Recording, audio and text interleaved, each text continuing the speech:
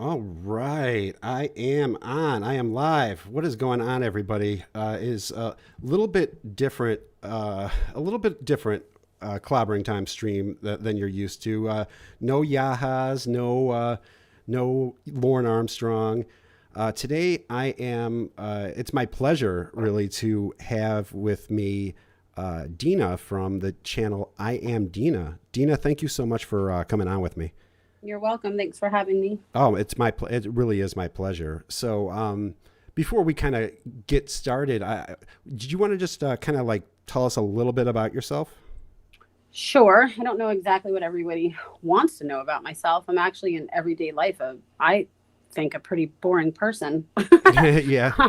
I'm a mom. I'm a business owner. I have a small farm at home. I live on about 10 acres with 60 animals, and I just technically work really hard and take care of all that. And I don't really have that exciting of a life. I mean, I think other people think it's exciting. I think it's Well, kind of ordinary. it's gotten exciting. It's gotten exciting in a way I didn't want it to. That's for No, sure. right. Yeah, no, I Sure. completely understand. So you actually, uh, people are not going to know who this HBomb 6699 is. So can Yeah, you kind of tell us who he is? sure.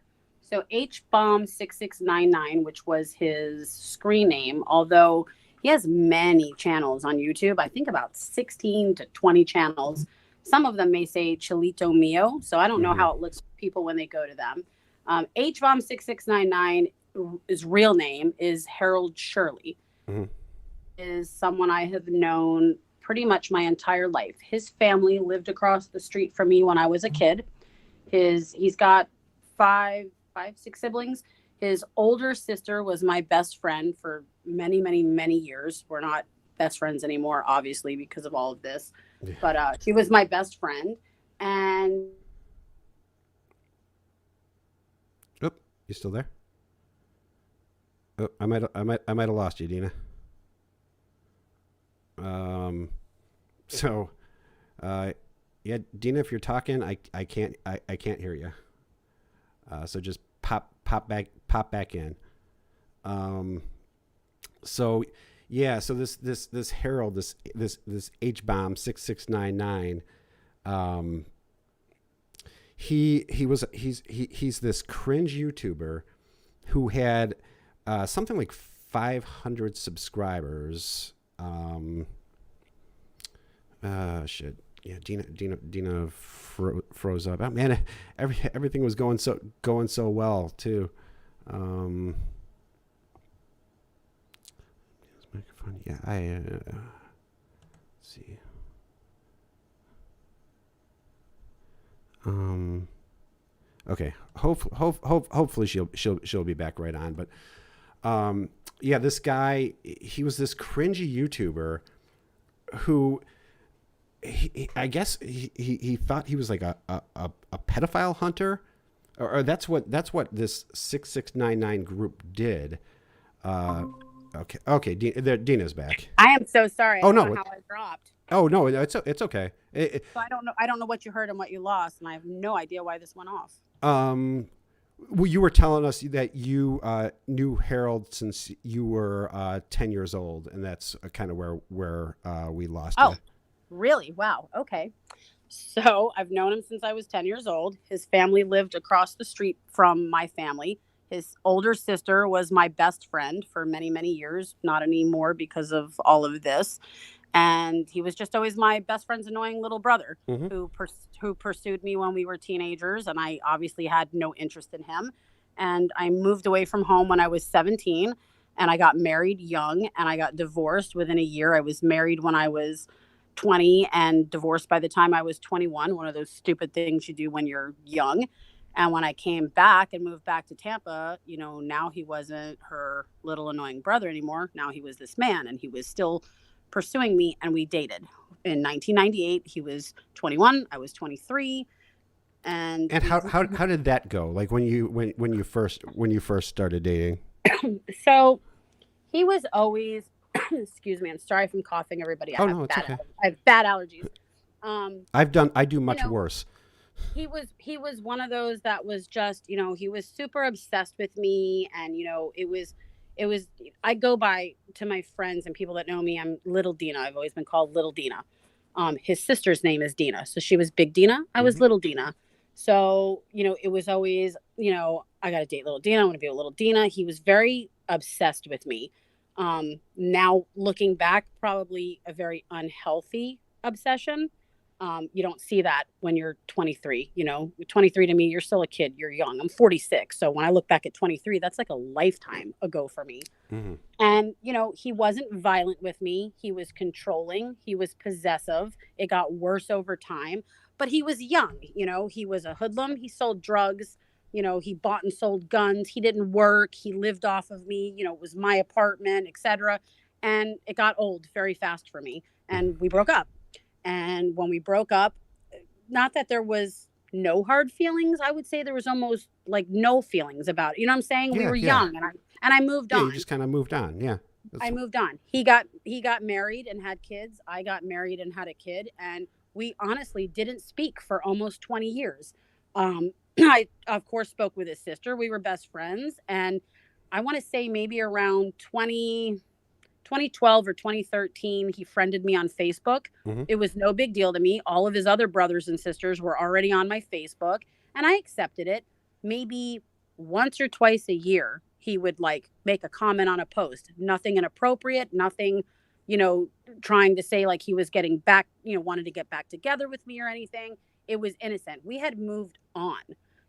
So when he really came back into my life when I was going through a divorce, it was a whirlwind. yeah, It started with a comment on a photo of mine where he said something like, "Oh my god," like, he liked my photo. And I was like, okay, whatever, LOL. And it was like, I'm an idiot. And I was like, well, if memory serves, you kind of dumped me. And he was like, no, it's the other way around.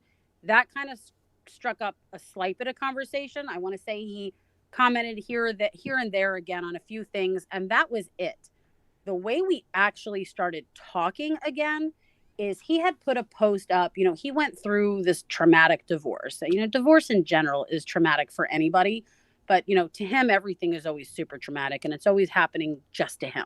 hmm So he went through this traumatic divorce, and he had put a post up. I'm sitting at home one day and I'm scrolling through my news feed, and I see this big giant post from him, and it basically was like an, oh woe is me, like my life is horrible. I don't see my kids. I'm fighting with my ex-wife about this, that, and whatever. And I read it as a suicide note, like, he was going to harm himself. yeah, So I waited all day. I kept going back and looking at it. And, I have to remember, I've known him since we were little kids. His sister's my best friend. We dated. I had love for him, for his family. I know his mother, I'm involved in his family. I know them all. So I sure. waited. And well, your breakup wasn't like it wasn't a bad breakup. It was No, he wasn't abusive. He was just no, like he a was just an asshole. yeah yeah right. He's your friend. So, Like you have right, friends that are assholes. right. So I waited all day and I kept looking back, and no one had left a comment. No one had said anything. And I'm like, you're kidding me. So when, I saw this in the morning, when it hit like 8, 9 o'clock at night, I'm like, okay, I have to say something. No one has said anything. So I sent him a private message and I just said, listen, I don't really know what you're going through, but I read your post and, it's concerning to me. And if you need somebody to talk to, I'm here to talk to. Please don't do any rash, things that you would regret. And, I'm here as a friend if you need me. That was basically like the gist of it. He writes me back. I don't even remember if it was that night or the next day. And it basically said, thanks so much. Like, your reaching out to me basically saved me. Like I was on wit's end. I was going to kill myself, but you sending me a thing, made me see the light, whatever. He basically said that I turned it around for him. That was it. We didn't speak again for about 4 months. About 4 months go by, and I get a message one day from him on Facebook. He starts asking me for legal advice. You're the only person I know that has like Uh-oh. connections to attorneys and stuff. And he's asking me things about divorce and this and that, whatever. And I said, look, I can only tell you like what I think, but if you want me to pass you some like attorneys numbers, whatever, again, that's it. It ends there. He contacts me again. I want to say about a month later. Now he had broken up with a girl he was dating. He was dating somebody during these times. He had broken up with this girl. I'm going through a divorce, and conversation just strikes up. We're now in like messenger chatting, and hours into a conversation, or over days or whatever, we're catching up. We're talking about old times, da da da this, we're talking about our children, whatever you're talking about, when you haven't really spoken in 20 years. Yeah. And in the midst of that conversation, he busts out with, I love you. Oh I've boy. always loved you. I've always been in love with you. You're the one that got away. I've thought about you every day for the last 20 years. Like, even to the point where he would say things like, my wife hates you. My ex-wife hates you because I let her know every day she was not you. And it was, you that I wanted to be with. It was kind of overwhelming. But, Yeah. but at the same time, you have to understand I was going through a really shitty divorce with someone that was pretty shitty to me in the last couple of years of marriage. And, you know, I wasn't getting, that, oh, somebody's so into me, affection from my ex-husband at that point. So you, as a woman, you kind of suck it up a little bit. You're like, oh, wow, he loves me. Oh my God, he's always been thinking about me. You fall for it. I've said a million times, Harold is extremely charming. He's Yeah. very charming when he wants to be. He knows all the right things to say and all the right things to do to suck you in. And I mean, in a way that I can almost say no other man has ever done in my 46 years with me. Hmm. So I bought the bullshit pretty much. What And year from about was this, Deana? 2019, 29. Okay. 2019. So, I bought it from there. We didn't see each other from that point. I want to say it was, a month or two maybe. We just talked on Messenger until we finally decided to meet. And, when we saw each other for the first time in 20 years, I will say it was amazing seeing him after 20 years. And we had now been talking, for months Hmm. through Messenger, hadn't seen each other. But you have to understand, in these couple months, he had, built himself up. I have this job, like I've worked this job for 20 years and I have this and I have that. So everything that was told to me and that I believed was all a lie. And I didn't know that. I had no reason to doubt that he didn't have a good job or didn't have a car or a house or a bank account or, all these things that people at my age and his age have. It had been 20 years. I didn't expect him to be the same hoodlum kid he was in 1998. So, of course, that first meeting is super nice. And we only saw each other for maybe about an hour. Like, we met up somewhere and we saw each other for about an hour. When I saw him then again the next time, I want to say maybe we saw each other a few times, like, went and had coffee, whatever. We never spent more than like a couple hours together in the beginning when we first saw each other. And probably a few months in is when the crazy started. Yeah.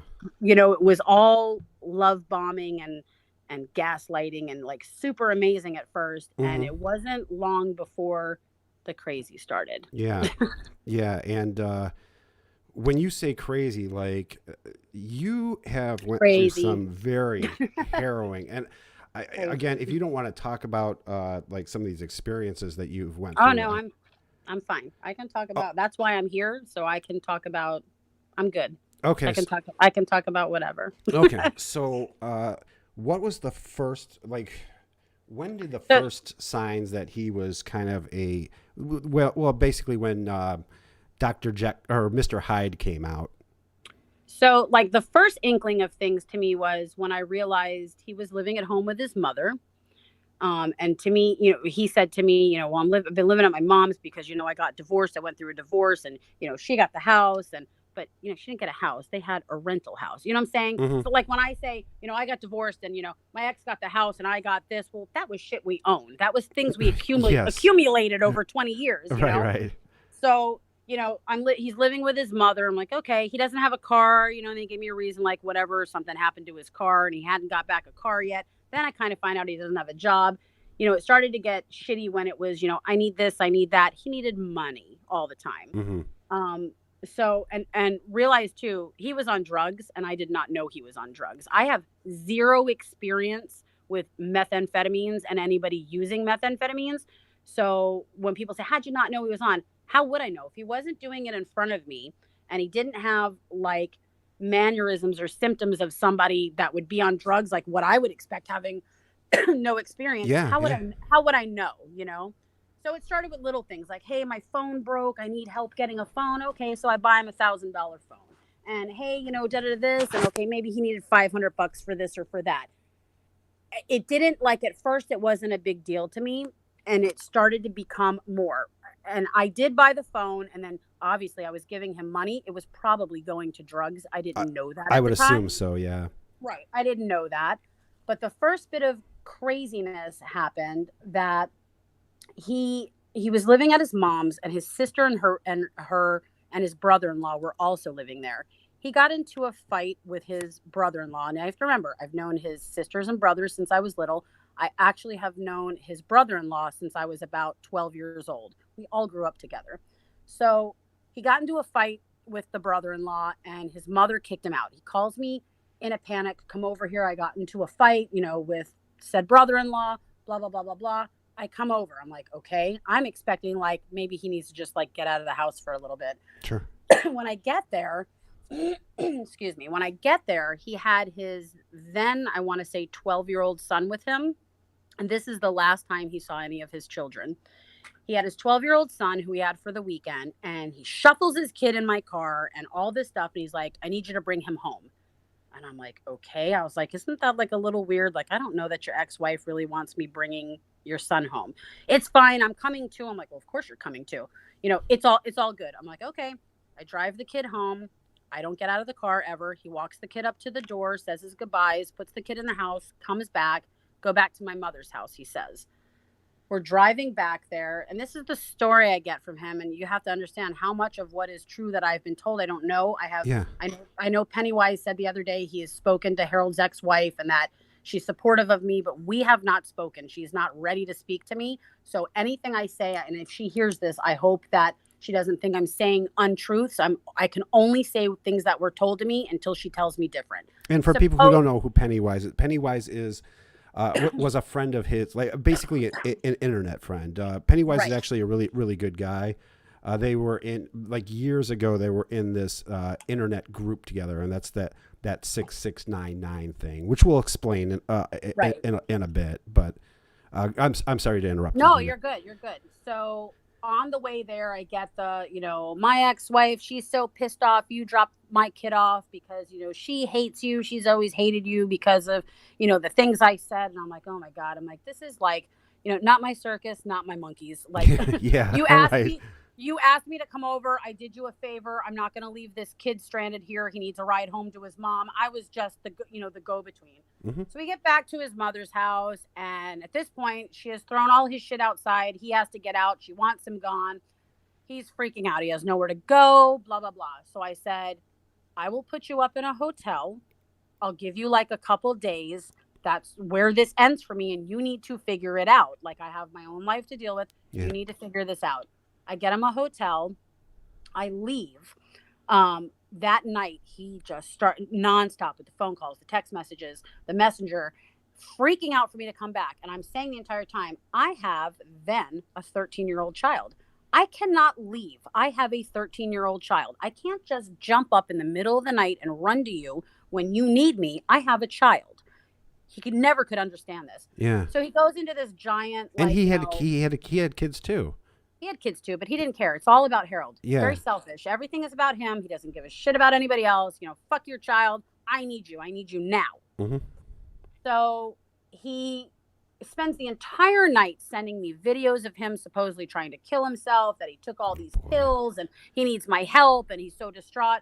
So I go there the next morning after I drop my kid off at school. And when I get there, I now realize, I did not know it then, he was in a meth rage. And when I say a meth rage, to me is when you have run out of drugs. Yeah. And he's antsy to get drugs and can't get them. And at this point, I don't know that he uses drugs, so he's not going to ask me for money to get drugs. And it's a rage. So now he's freaking out. He's saying things to me that seem like crazy. And back then I'm thinking, okay, he's just upset about this fight. Like, I'm not understanding. Yeah, you didn't know. You never experienced somebody in a meth rage before. It, so I had no idea what was going on. So I remember I either called or texted his sister, who was my best friend, and I was like, look, I'm like, I don't know what's going on. And God, to this day, I wish I would have listened to her. She said, I remember her saying to me, Deana, get out of there now. You are not safe. I'm telling you, get away from my brother. You are in danger. Wow. I got off the phone. He wouldn't let me leave several times. He was very chaotic and, freaking out. I remember even like I got out the door and he chased me to the car and drug me back into the hotel room. And I can't even remember now. This is so long ago. I know he had a knife that day and was like doing shit with that.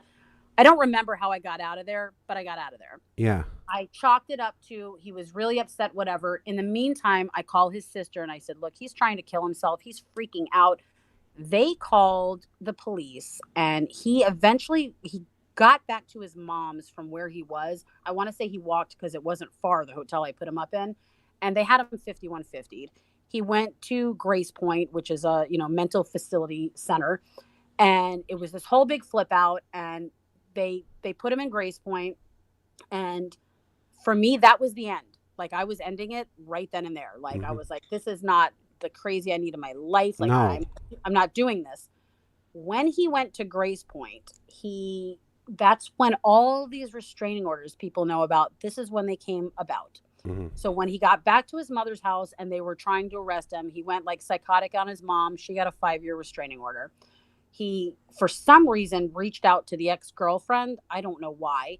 But when she didn't want anything to do with him or help him, he threatened to burn her house down with her children in it. So Jesus Christ. she got a restraining order, as well as her children got restraining orders. I got a restraining order. That was the first restraining order I got because when he was in Grace Point, you're allowed to use the phone. So he was calling me and I wouldn't answer the phone. And he was leaving messages like, I'm going to fucking come kill you. I'm going to kill your fucking kid. I'm going to fucking burn your house down and you're going to answer the door and I'm going to shoot you in the face. I'm going to do that. I mean, it was just all like fucking craziness. So my thought was, oh, he's going to be here for a while. Like, I don't, just ignore it. I don't have to worry about it. Till they let him go 2 days later. He's very good at pulling the wool over people's eyes. And, my family, like, I never said I was going to kill myself. He calmed them. Yeah, well, and that was a lot with his YouTube channel, and which we'll get to later. But he had a lot of people. He had a lot of people fooled. Oh yeah, definitely. So he conned them so that he was able to get out of the Grace Point, and then we didn't actually see each other. For maybe a month. I want to say I went and filed the restraining order. And I was granted a temporary. Now, you have to understand when you file a restraining order, for people who don't know how it works, you file a restraining order, you're given a temporary. It's temporarily, in effect until they serve the person that you get it on. We know all about. We had a little bit of a saga with one of the creators here. So yeah, so you guys know how it works. Yeah, we definitely know how the temporary restraining orders work. So I was not able, they were not able to serve him. So that was February. He did not get served with that restraining order until April. So I want to say from February to from like mid-February, so say February 14th, I think is when he did it. From February 14th to like March 14th, we didn't see each other. It was a lot of constant texting me, calling me, sending me threats, all this other shit. He flip-flops just like he did on YouTube that you all saw. One day he wants to kill me and he's sending me pictures with machine guns that he's going to shoot me up. The next day, you're the love of my life. I can't live without you. I'm fucking dying here, baby. Just talk to me. It just flipped. It flipped back and forth. It was crazy. And I was not in the right mindset. Here's a man that I did love him. And at that point, I really did love him. And we have this long history, and this was behavior I had not seen before. I'm going through this shitty divorce. Like, my world was upside down. Yeah. And we didn't see each other. It was a lot of this back and forth. And Can I ask, just how far away did you guys live from each other? Like, was he a threat to like show up at your house or? Oh yeah, we were maybe 25 minutes away. So you were like, I'm guessing that you were kind of constantly like looking over your shoulder or worried that this guy was going to like show up. Yes and no, because he didn't have a car. Yes, because he can get rides. Yeah, he can con people into getting their car. Right. So yes and no. So, we didn't see each other, in that time, but typical Deana who fell for the bullshit, and eventually it got to that super charming. I had a fuck up. My life was upside down. You went back to that, and I took him back. In the meantime, he gets served with my restraining order. Oh, We jeez. we go to court for the restraining order, and at that time something happened in between that I'm forgetting, but at that point then I was like done with him again.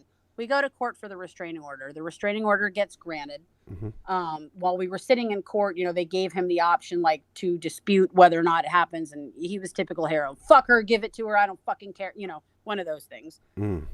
Then we didn't speak for a couple weeks, and then he started posting stuff, and maybe some people remember this, maybe they don't. He started posting things on YouTube, and I wasn't on YouTube, and Facebook and Instagram, and I remember him putting something up that was a picture, and it said mine, really huge. So if any of you remember at the end, right before he got arrested, where he said mine is a word you will never understand in a video, does anybody remember that? I remember it. Okay.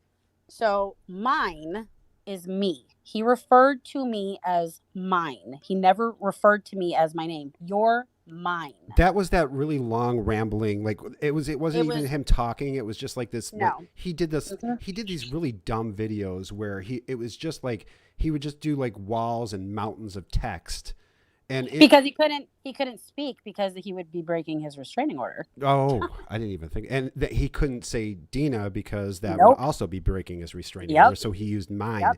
and he used mine. the word mine maybe to refer to me 12 times in this. Mhm. I don't know. It was a 1.5-minute video. He did it in several videos. So Yeah. back then he did it. So he would post stuff, and he would put pictures up, and he put up a post that said mine before you, mine during you, mine after you, like trying to attack my ex-husband, who, like I said, we were going through a divorce. Mm-hmm. And he would just start with all this mine stuff, and eventually, once again, I got sucked back in. I'm not looking for sympathy here. I have said before, I am an idiot. I went back to him multiple times. I like to think I'm a smart person, and I don't have any mental disabilities. I think people can maybe understand that by talking to me. I'm a pretty clear-headed person. I wouldn't think anyone would think you're an idiot. I mean, you get attachments to people, and this is somebody that you've known since you were 10 years old. Right. Somebody and what I know who's now, a big part of your life. This wasn't just like some random guy that I met online or whatever, and we just started dating. No, he was a part of my life for a long time. And what I know now from therapy is I had a trauma bond. That's what they call it, a trauma bond. Where you feel sympathy for the person who's abusing you, and you get attached to them, and they have a way of turning it into, it's not about me and how I'm feeling. It's about him and how he's feeling. So I take him back. A part of me probably thought all this stuff he was throwing up was sweet. Oh, look at him pining for me. And oh my God, he loves me so much. And he's telling the whole world, and he's calling me mine. And, which turned out, the mine thing turned out to be a horrible thing in time. So we get back together. This is when the abuse starts. And what year, like what year are we talking? We're still here? in 2019. Still in 2019. We're in April of 2019. So now we're back together. I'm, separated from my husband. We're not living in the same house. I have a house. He has a house, and that part of my life is done. So now it's simple for him to be around all the time because, we got to remember, through all this time, I was consistently putting him in Airbnbs and in hotels. He had nowhere to live. So now he's, back with me. And the first incident happened he got arrested in I want to say it was June. The very first time he got arrested in June. And that was a simple thing, that violation. We actually were driving, and he was driving my car, which I told him a million times not to do because he has no driver's license. And I don't care, bitch, get in the fucking car. He got pulled over. And we were already fighting. He was already on me for like days. At this point now, I know he uses meth because now like little things came out. I would find pipes. I'm like, what the fuck is this? Do you smoke crack? And he's like, so eventually I had to come clean. I don't smoke crack. That's for meth, and you don't understand. It's not as bad as, I don't smoke crack. It's just meth. Yeah, it's not. It's not as bad as what you think. People want to say that it's bad, but it gives your head clarity. He would have every reason under the sun to why he needed to smoke meth. At this point, I knew number one, I made it very clear I have a problem with this. Like, this is not okay. And I knew so little about meth that the first time he pulled out a pipe in front of me, we were in a car. And I want to say it was either that night or right before then. And I freaked out. I'm putting the window down. I'm like, let me out of the car. He's like, what's the matter with you? I'm like, I don't want to get high off your shit. He's like, you can't get high off of it. I didn't fucking know. I wouldn't fucking know if it's... No, I never, I'm thinking it's like pot. Someone smokes it next to you and you get a contact high, and I didn't want to be around it. I don't know. And you mentioned in one of your videos, like, you smoked pot when you were like 17 and you 16, did... like 15 or 16, and I tripped on acid when I was a teenager. Since then, since I was 17 years old, I have never done an illegal drug. Right. And those are the only 2 drugs I've ever done in my entire life. Yeah. So you wouldn't know, like, what, like... You would no idea. You don't know what that shit is, and you don't know, like, if you can get like a contact high from it. No, you just... and that was not even a drug when I was a teenager. Nobody smoked meth when I was a teenager. If it was a thing, I never saw it. Yeah. Like, that's like, to me, a drug that's newer in the last, I don't know, 10 years or whatever. Like, I don't ever remember. Since Breaking Bad got popular. Okay, see, and I never watched that, but I don't even remember ever hearing about meth. It was not something I was familiar with. So he gets pulled over. And he had already been on my case for days. He was running out of drugs. So what people, if like me, you have no familiarity with meth, what happens is they get whatever amount they have, they smoke it. It would last him about 2 or 3 days. You never go to sleep. You don't sleep. So he would be awake for 2, 3, 4 days. Think of if you don't use drugs and you're awake for that many days. Yeah. What sleep deprivation does to you to begin with. Oh, absolutely. Now imagine hallucinating and... Oh yeah. Now imagine being high on top of the fact that you're not sleeping, and because you're high, you're hearing things, you're seeing things. You have this like Superman. You feel like Superman. That's what I get that he got from it, like the Superman strength power, and nothing can stop you. So when you're coming down from that, because you don't have drugs, of course you immediately want drugs again to get that feeling back. But now you're crashing. And in those 3-4 days, they don't eat, they don't sleep, they do nothing. So except for be fucking high. And, that's their better mood. So that's when he would be in a better mood. When the drugs were going away and now he's starving and he hasn't slept. And then you get super cranky, and he's already a cranky person. And then you're mad, etc. Then that's when it starts to get bad. So he had already been on me a couple days. We get pulled over, and I wanted out of the car at that point. So the cop pulls us over, and I remember he turned to me and he said, "Don't fucking say a word." So I sat there, and I knew he's driving my car. So I'm like, as soon as they ask him for anything, they run my tag. It's my car, my name. They see his license. They're going to connect that we're not supposed to be together. Yeah. So, and I got to backtrack a second. For like Sure. 2 months, he kept fighting me nonstop, like threatening to beat me up and do all this stuff if I didn't go to the court to dissolve this restraining order. And I had actually put motions in to dissolve it. And the judge said, absolutely not. There's no way I'm dissolving this from the evidence she had. So I did that under duress that he was going to beat me up if I didn't. So at this point, it couldn't get dissolved. And there was a motion in for it, but it couldn't. Mm-hmm. Cop comes to the window. We got pulled over because I had a tag light out, which I didn't even realize. Yeah. They asked for his license. He leaves back. I remember he turned to me and he goes, "I'm going to jail." And in my head, I'm like, okay, whatever. But he's like, "I'm going to jail." Cop comes back. He's like, "Mr. Shirley, get out of the car." They handcuff him. They take him to jail. That was the first incident. So it didn't involve like beating me up or doing anything. They took him to jail. Mm-hmm. But not the first incident of him going to jail. Oh, no. The first incident of him going to jail for me. Yeah, right. I'm just saying he's been in and out of jail. Oh, he's been in and out of jail his whole life. His whole life, yeah. Mm-hmm. His whole life for credit card fraud, marijuana possession, this, that, whatever. He had a bunch of little charges. Yeah, a lot of misdemeanor stuff. And I think he spent a year in jail at one point, right, for something that he did. After we broke up in the 90s, he spent like a year in jail for something he did. Yes, I know he used to make the distinction that I've never been I've never been to prison, but he's been to jail about 1 million times. Yeah, he's been to jail a bunch of times. Yeah. So, like, the good little girlfriend I was, with the phone call starting when he got arrested, I bailed him out the next day. From that point on is when it started to become violent.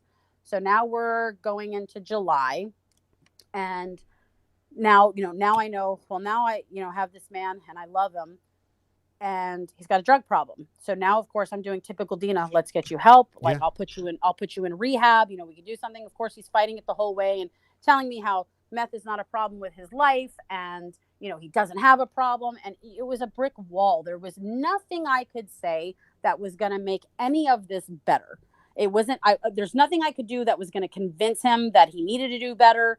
I couldn't get him to get a job. I couldn't get him to. I wanted him to get a GED and finish some education because he dropped out of school in the 8th grade. Like, all these things I was doing to try to better him was always like, oh, you're so much better than me. Little rich Deana, you're just so much better. I'm like, it's not about being better.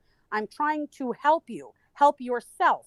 You will get a better job with a GED. You will get a better job if you are clean. You will get your children back if you are on order.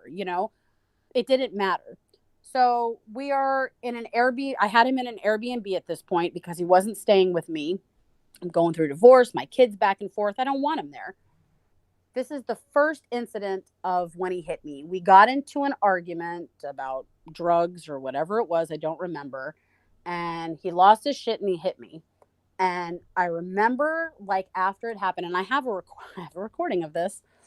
I remember immediately being in shock. Like, I couldn't believe that someone I knew for so long, God, I can't believe I'm getting upset about this, that somebody I knew for so long would be okay with doing that to begin with. And I remember just really being in shock. And it took him, he did it, and then he forced me to get into a car. And this is the first time that I recorded anything that he ever did.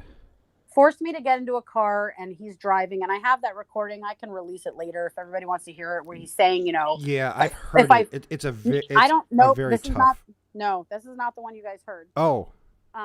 He forces me to get into a car, and he's calling me a bitch and saying, you're being difficult. All you had to do is get in the fucking car. And I was like, I didn't want to get in the car. And, you hurt me. And he's like, well, that's on you. If you weren't a fucking bitch, you wouldn't have to have anything to worry about. And I was like, you need to let me out of the car. He's like, if I fucking kidnapped you, call the cops. Well, the second he put me in the car, and the time it took him to walk, or I had a Land Rover at the time, so it's a big car. The time it took him to walk around to get into the driver's seat, that's when I hit record, and I dropped it in the side of the car. This is how I recorded things, so people know. He would walk me to the door, put me in, walk around the car, and I had enough time to hit record on my phone and drop it. Yeah, so that he did. So you couldn't risk him seeing you do anything with that phone. No. And I mean, so we'll get to the that later. No. But no, absolutely not. So now I realize for the first time, oh my God, this man will hit me. Like, I can't believe he did this. So of course we get in the car. We wind up coming back, and when we got back, then he's crying and he's on his knees, and Mom, I'm so sorry, and I don't know what happened, and I just got mad, and I would never hurt you, and I can't believe I did this, and it'll never happen again. Yeah, the typical abuser shit. Yeah, I'm a horrible person, and just the norm of that stuff. Mm-hmm. And I believed him. I'm like, okay, he fucked up, he had a moment, like, okay, he promises he'll never do this again. Like, he never did it before, and it's never happened in all the, 30 years I've known him. It's gotta be true. You don't want to believe that somebody you love is going to hurt you. Yeah. You don't want to believe that somebody you love is going to hurt you. And to me, he hit me. It wasn't like a huge thing. I want to say he jerked my arm and smacked me in the face or something. It wasn't like what I put up with in the future. So I let it slide, which was really fucking stupid, but I did. But again, you've known this guy your entire life. Whole life. Yeah, and it was not my experience with him. So in the midst between this and the next incident, of course, now it's beyond possessiveness and beyond controlling. It's, I could never drive my own car. He had to drive. My phone had to be shut off at a certain time. If I was on my phone for longer than a certain amount of time, I was being a shady bitch. I had to be talking to guys or in Messenger or trying to cheat on him or, doing something. It just became nuts. Like, I don't want you to wear makeup, but, you dress like this, you do that, it just, then that's when everything started. Like, I was not down to like crazy things that I still try to catch myself not doing. I wasn't allowed to use the bathroom and oh my God. I wasn't allowed to go to the bathroom and shut the door. If I went to the bathroom, the door had to be open. If I was showering, the door had to be open. If I was walking from one part of the house to another or going out, I had to notify him so he could come with me. Crazy. It was a lot of stuff. If I had to run to the store, he had to see the receipt. Well, first off, he tracked me on an app. But if I went to the store and I said, okay, I'm leaving, which I had Had to call him when I'm getting in the car, when I'm halfway there, when I'm getting home. I'd have to have a receipt with a timestamp, because if it took Oh my 1 minute, God. if it took 1 minute longer to get home than what that receipt said, I was doing something. I Oh, mean, it comes, you get conditioned, and it comes, all these little things like build up over time on how they're controlling you, down to the way my cabinets could look, the food I bought for my house, um, everything, what you could watch on television, like every single thing was controlled. And it comes up a little at a time, like, they inch this thing in, and then they inch that thing in, and you just become complicit to it, because it's not worth the for me, it was not worth the argument it was going to cause, and what could potentially happen if I didn't do it. Now, over these months, because we're jumping here, other incidences happen where he'd scream and yell, or get in my face, or sure. maybe yank me by my arm, or pull me around, flash a knife to me. Enough yelling and screaming and being overpowering that it was scary enough that, like I said before, Harold is 6'1" and 220 pounds. I am 4'11". I have no chance against him, Yeah. when he's pissed off and, like, on a rampage. So Yeah, all these and little, he's full of meth too. So and he's full of meth. 6'2", 220, and like loaded with meth. Hmm. Yep. Yep. So, all these little things started happening. So there was already this controlling and and craziness. So I'm jumping here. So the next incident that happened is the big incident that everybody saw online, the holding me captive, the false imprisonment. Yes, this was really the big charge. Like when you kind of went through his charges, when RSN kind of went through his charges, that's the one. That's the first one that kind of like It stuck really out to stuck out. everybody. Yeah. Hmm. And that's the one with the 23-minute recording that everybody heard, and Mm-hmm. where I got called out by certain women on YouTube saying, she must have instigated, or he didn't know he was being recorded. We can get into that in a minute. Yeah, But we'll get to them. so this is now when the big incident happens. So now we are at an Airbnb, because I was in between homes. Again, I was getting divorced, I was buying a house, et cetera, et cetera. We were staying in an Airbnb. So he was on meth for, this was like, we were there for 5 days. 5 days is what I rented the Airbnb for before I was going, to the new place. So on the second day, second day of being there, he was already crabby, but the second day is like when it started. I know now he was running out of drugs.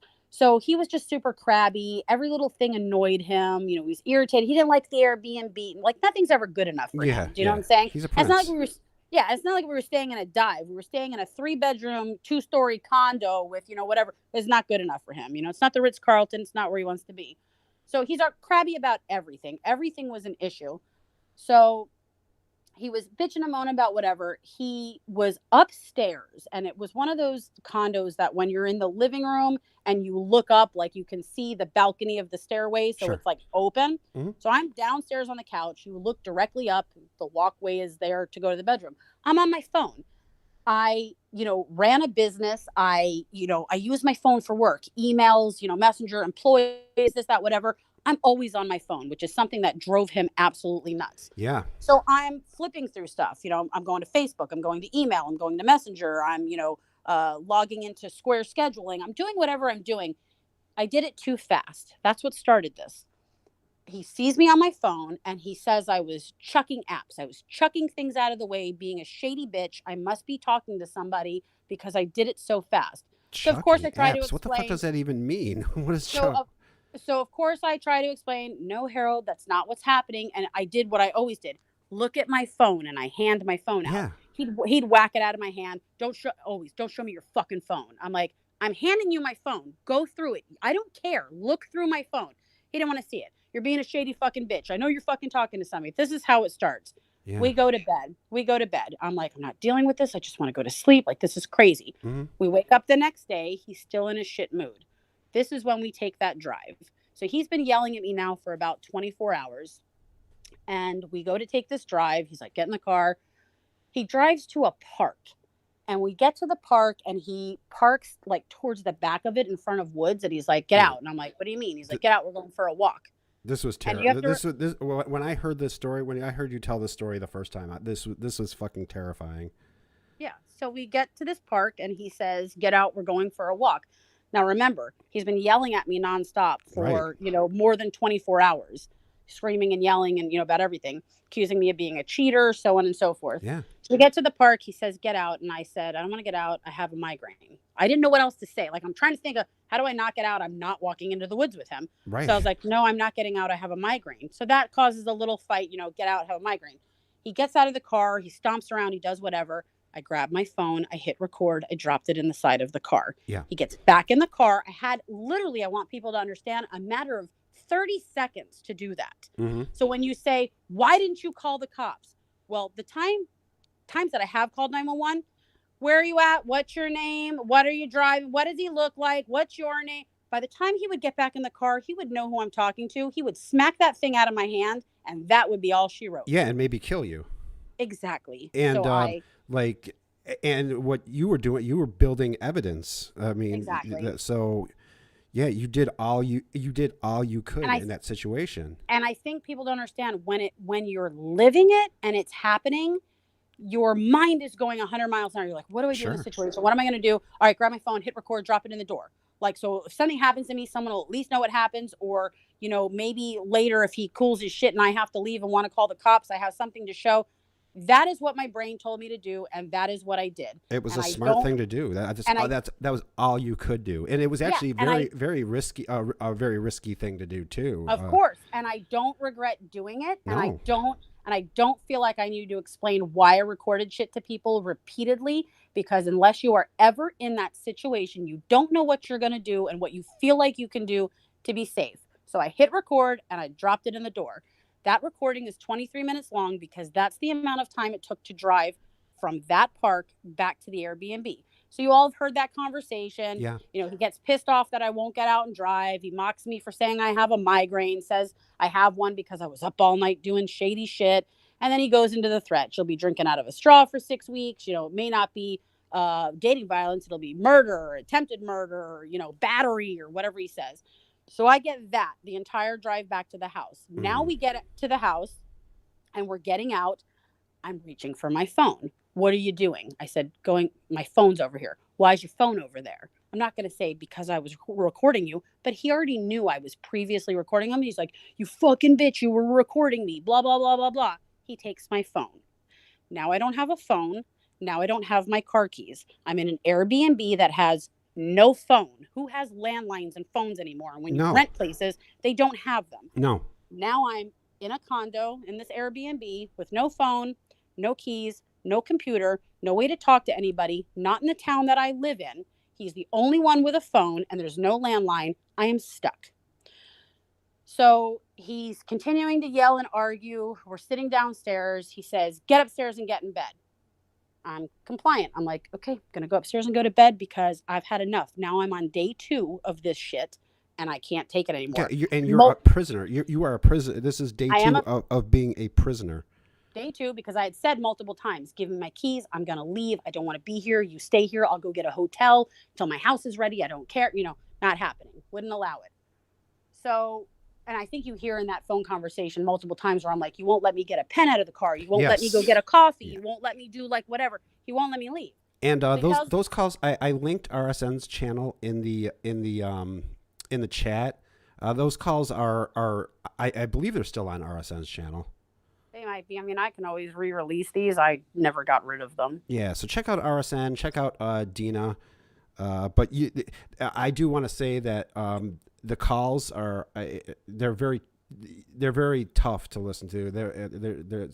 I should give a trigger warning for Yeah, I mean, I'm for those rambling calls. about him kind of like they're nothing, but you will hear him screaming and yelling. They are really tough to listen to. At one part, you guys don't even realize at the beginning when he tells me I'll be drinking out of a straw for 6 weeks, and then he's telling me, he says something like, "Did I?" And he yells again. Mhm. You guys don't know what was actually happening in the car. At that point, he threw his drink on me.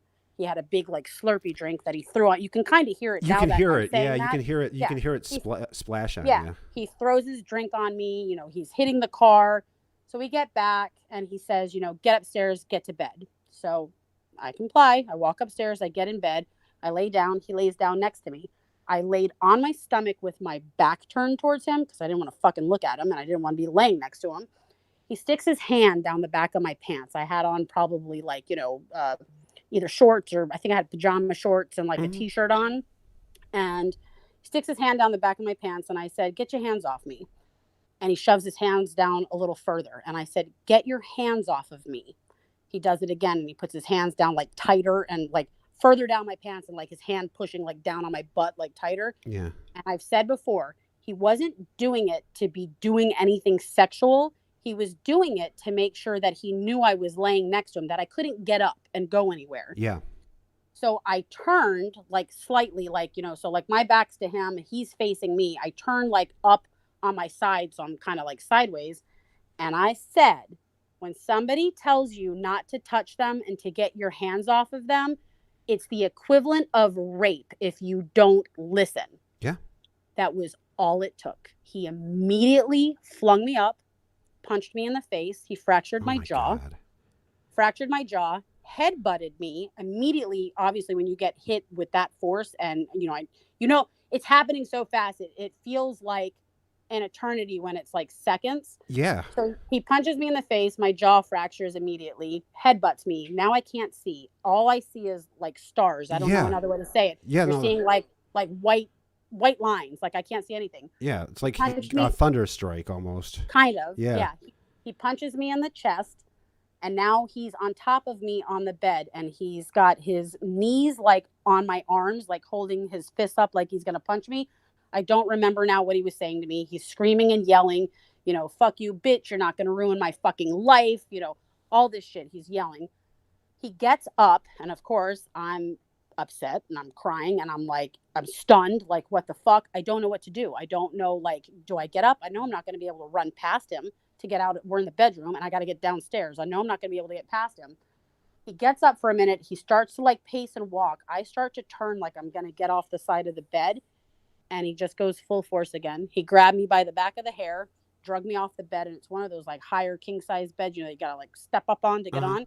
So he pulls me off the bed backwards by my hair. And he's dragging me across the bedroom floor to the bathroom. Throws me in the bathroom, tells me to look at myself.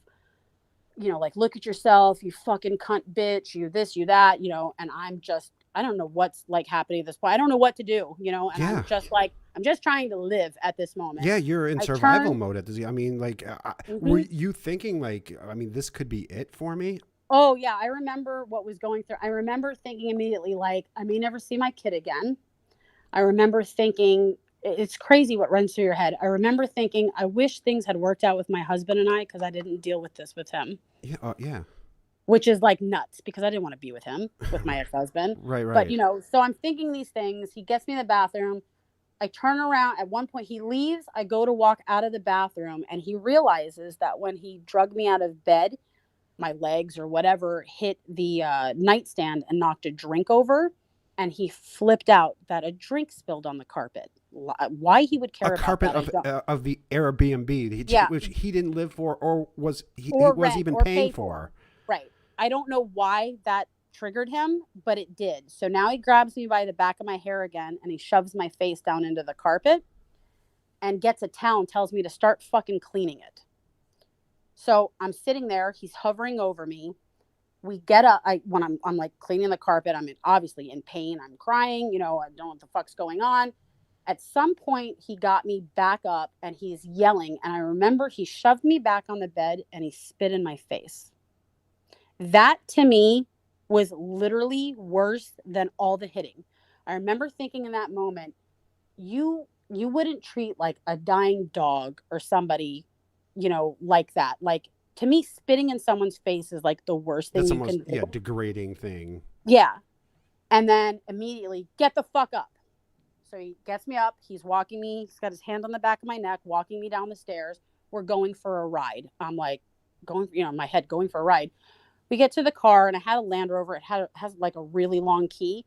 He walks me to the car, and he says, you're getting in this car. If you try to fucking do anything, I'm going to stab you 10 times in the back of the fucking head with this key. Jesus.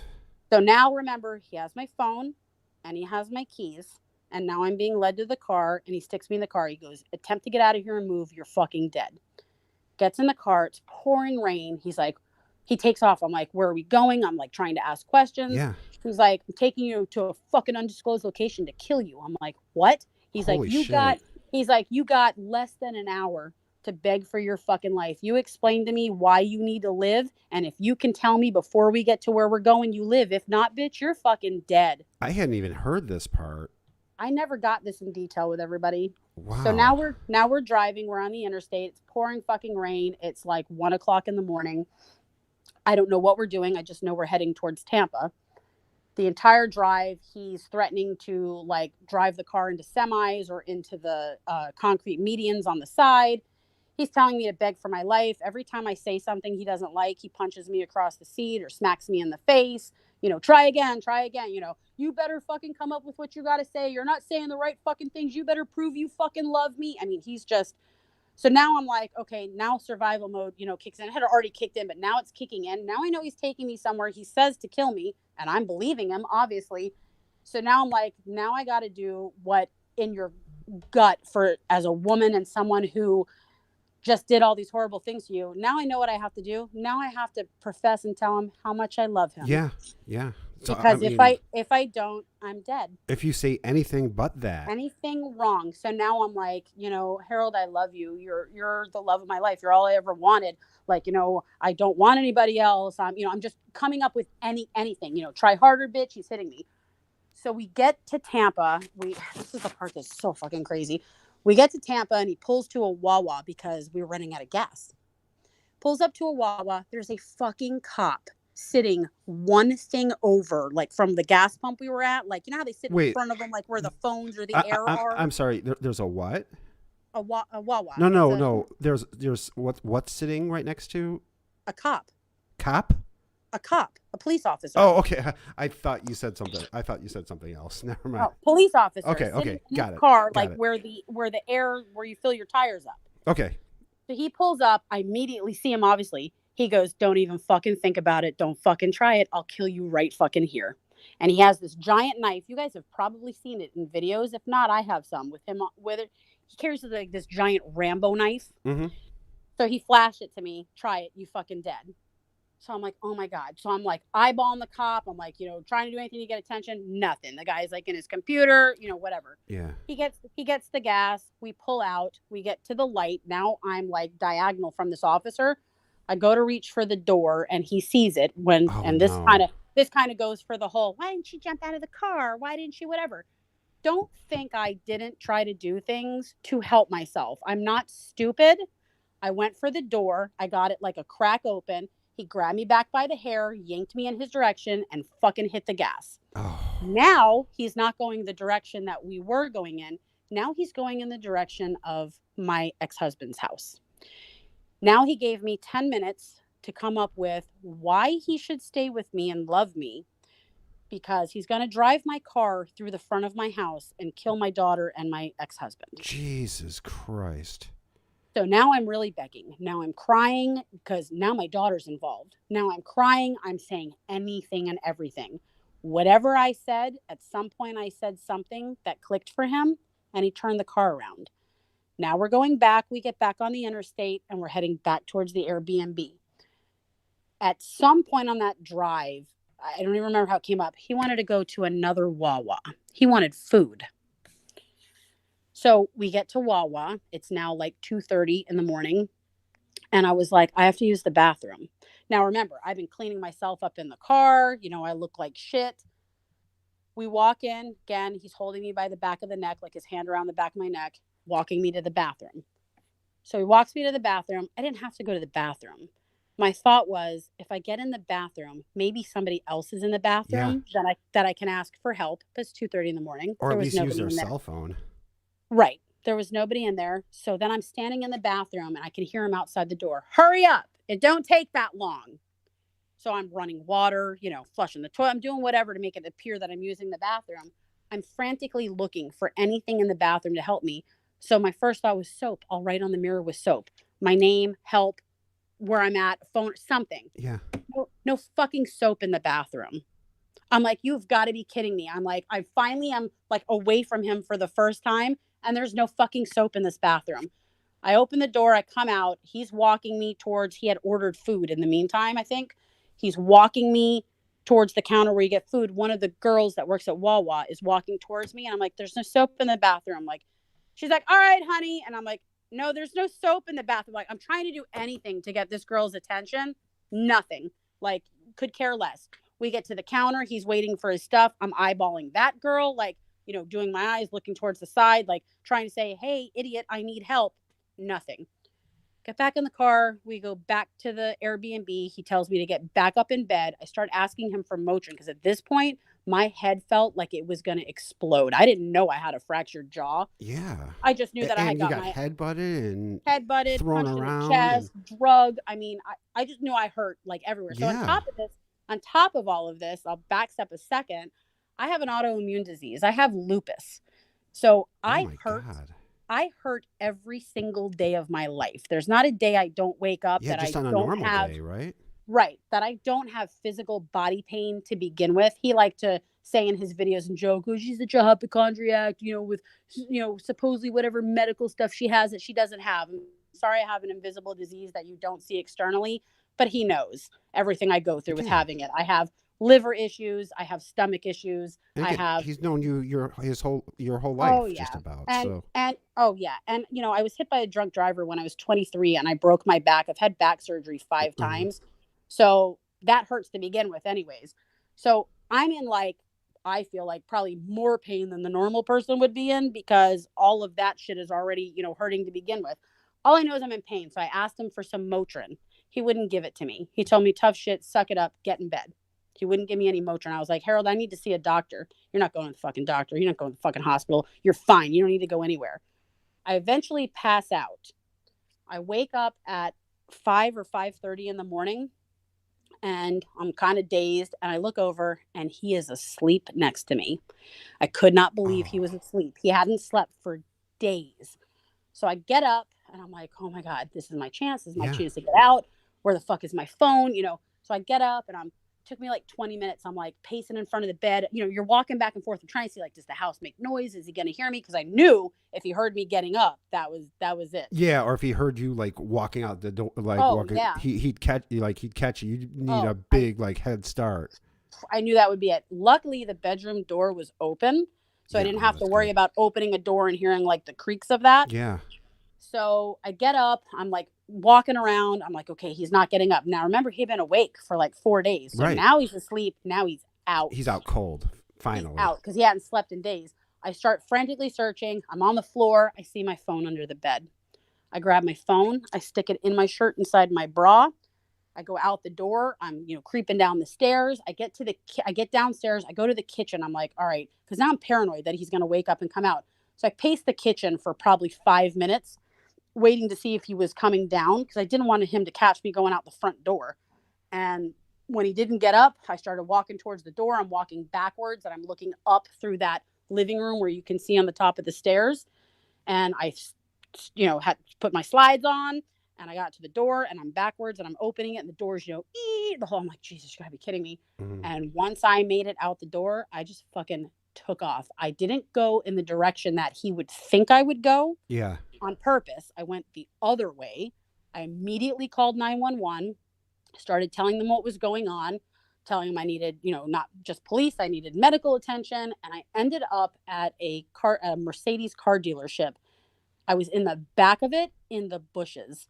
They were like, no, no, no, you're fine. I said, no, you don't understand. I'll be in these bushes till I see an officer. So in the pouring rain, Oh in my pajamas God. and slides. I'm hovering behind bushes, like in the dirt, waiting for an officer to come up. Till they got there, I didn't come out. Yeah. And Bleeding and beat up and. yep. And Oh, when they got there, I gave them, they knew where I was. I gave them the address to the Airbnb, and I thought, I was paranoid. I was like, he's probably out looking for me. I'm like freaking out. Nope, he was asleep in bed when they went upstairs and got him.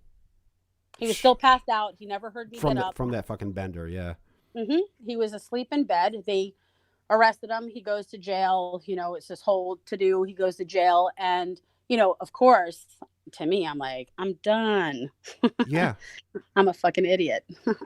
So all this shit happens. He goes to jail. I'm back and forth with his sister, the next day, like, I'm getting messages, what the fuck happened? These charges are serious. What did you do to my brother? He's facing a long prison, jail time and whatever. And I'm thinking at that point, I don't fucking care. Like, really? This is what I'm getting? This just fucking happened to me. And you're worried about what's happening to him. Yeah.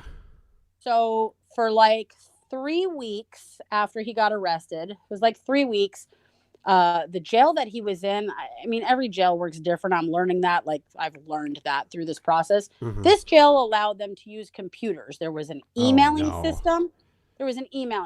So if someone gave them money and they had like a loaded money card, they could put it in kind of like, I guess, like internet cafes, or like when you used to do that at like Kinko's or whatever, Mm-hmm. or you can pay to use, the computer. Yeah. His sister's giving him money, loading him stuff.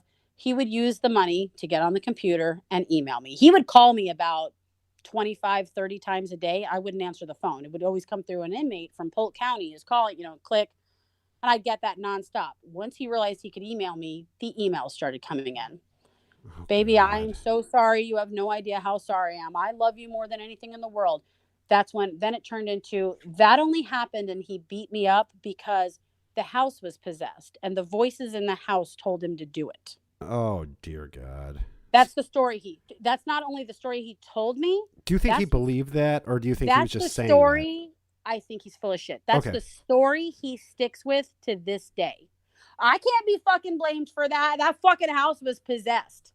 I'm like, are you kidding me? So about 3 weeks, I get emails nonstop every day about, how sorry he is. He's turned his life around. He's clean now, because of course you got to get clean when you go to jail. Yeah. That he's a born again Christian. He's going to Bible classes and he's doing this, and you be so proud of me, and blah, blah, blah, blah, blah, blah, blah, blah, blah. And once again, Deana's a fucking idiot, and I bailed him out of jail. I bailed him out of jail, and I own it. I have never lied about anything I have done through this entire thing. At that point, so everybody understands, I had this clinical diagnosed trauma bond. I basically had Stockholm syndrome. He had convinced me that no one ever in their right mind would want me. I was worthless and useless. I was lucky to have him. No one would put up with my shit. I would never have anybody else. And you believe that. I know that's not true, but you believe that. And I believed it. And I bailed him out of jail on the promises of, he royally fucked up and he would never do it again, blah, blah, blah. So he gets out of jail on an ankle monitor.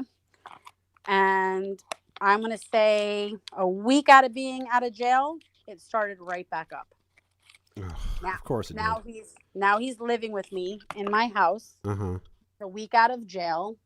And one point here that I have to make that just like kills me for his family that has always said, I'm this crazy bitch. He convinces all these people, this crazy psycho bitch, that pushes him to do the things that he does. Yeah, well, that was a big part of his videos. When he was talking before you even came onto YouTube, there was a lot of that. Oh yeah, I'm a crazy bitch. I'll give you, and I did in my one story backstory on me. Grew up in a nice house, never had problems with any other men in my life. I'm educated. I have a bachelor's degree. I own a business. I'm smart. Not a crazy bitch. Sorry. Yeah, I've run big companies.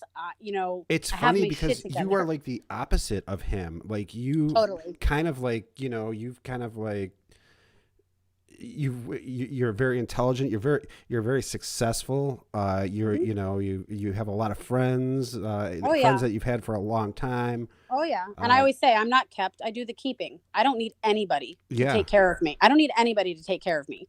For people who think I've been married or I had this, successful, famous husband and, she's just been taken care of. No, I've always owned my own business. I've always had my own money. I've always worked for myself. My father instilled in me very young, don't ever depend on a man to take care of you. Mm-hmm. Take care of yourself. And I do. And I don't need anybody to take care of me.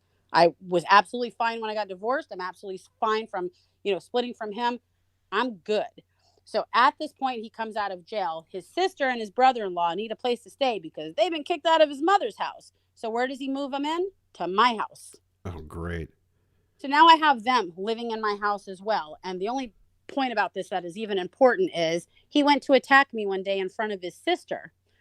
these family members that, insist Deana's such a crazy bitch. She Yeah, pushes Harold to do this. He, H bomb would, or Harold would never do that. I don't know hmm what could have happened, and now he's oh, doing yeah. it in front of them. Yep. So he goes to attack me in front of his sister unprovoked. He didn't like something I said, and he said, "Bitch, I'm gonna fucking punch you in the face," and came running at me, and she jumped in front. Whoa, whoa, whoa, whoa, whoa! You can't do that. You want to go back to jail? Of course, she's like, Yeah, giving him that line. yeah, But not she's protecting you, protecting no him. protecting him. So, but now she saw it Mm-hmm. firsthand. I Yeah, remember saying to her, "See that? I did nothing. See that? And look at what's happening." Then I get these people to get out of my fucking house. And the all of next them, time or just no, Harold can't go. I have another recording that's from like that day or the next day where he admits on the record. He knows he's being recorded. He goes, "Hang on, you're recording. I'm going to record too." I said, "Go right ahead. I don't care." He admits beating me up in Lakeland. I said, "Oh, you mean for like when you beat the shit out of me?" He's like, "Yeah." Was I wrong for filing a police report? No, not for then. And then he remembers he's being recorded. He goes, "I didn't like totally beat you up per se." I'm like, "Oh, you didn't? You didn't fracture my jaw. You didn't do this. You didn't do that." He's like, "Whatever, man." So I have that on recording. So no, and in that recording, he says, "You ain't getting rid of me. You'll have to evict me." And I said, "Oh, you want to cost me more money?" And like, "What else is?" I said, "That'll cost me money." He's like, "So?" I'm like, "What else is new? Everything about you costs me money." So he's still there. He gets arrested the next time in December. He gets arrested at my house. we're talking December 2019. 2019. Okay. He gets arrested at my house. So I believe that my ex-husband tipped the cops off to him being at my house. Mm-hmm. I was not home. I was Christmas shopping. I get a phone call from the Pasco sheriff that I need to get home, and I can hear them. "Harold, Shirley, put your hands up." I can hear them in the background. I'm like, "Oh, Jesus." I pull up. When I get there, they're handcuffing him. I get out of the car, and he says something to me. He says something like, "She wasn't even fucking here. You can't fucking arrest me for, the restraining order." He's screaming and yelling. And of course, through these months, he's tried to get me to dissolve it, multiple times still. And now we're going through this court shit for, the county where he beat me up. And so he says something to me like, "You fucking see this, whatever." And the cop goes, "Just talk to her. 500 feet. Violation. You're going to jail." He spits in the cop's face and is like, "Take me to fucking jail, pig." They cuff him. They put him in the car. He goes to jail. I do not bail him out of jail. This is the first time I started to have sense, because up until this, now from when he got out with the ankle monitor and this arrest, he was driving me crazy. Yeah, you were reliving the nightmare. Oh yeah, and he was and I was already trying to get him out for months, and I couldn't get rid of him. So now he's driving me crazy. He goes to jail, and I remember thinking when they took him away, I was happy. I was like, "Oh my God, I'm going to have a nice Christmas. Like, this is peaceful. Like, it was great." So he goes to jail. This is where Penny's going to come into the situation. Okay. And for people, again, who don't know, Pennywise was his basically an internet friend. He had no idea about No, he had no idea any what of was this. going on. As Deana had said earlier, this H bomb again. This H bomb was a YouTuber and in a group of other YouTubers, and obviously you don't know much about like the people that you kind of are in these communities with, and you think the best of them because they give you really no reason not to. Mm-hmm. Of course. Yep. So people like Misfit Jenny and Pennywise, they're really victims of this too. Oh yeah. Because you're going to defend your friend, of course. but then they hear this stuff and it's like, "Oh my God, I was defending this monster." Like. Mm-hmm. Yep, and this is about the time I believe he got back on YouTube. Was in like December. That sounds about right. December of 2019. I remember him saying, "I'm going back on YouTube, and I did this on YouTube." And this is when I'm learning about YouTube. He's telling me like all these things he did on YouTube, and I'm like, "Whatever, I don't care, like whatever." Well, one of the things that I remember he did, or I didn't like, because he's from like 2006 or 2010 or whatever, so I wasn't really following. Like I didn't know shit about YouTube then. Right. I wasn't watching it, but one of the things that's going to be very ironic come later on is they go after ironic on HBomb's part was he would go after pedophiles. Child predators. Mm-hmm. Yeah. Yep.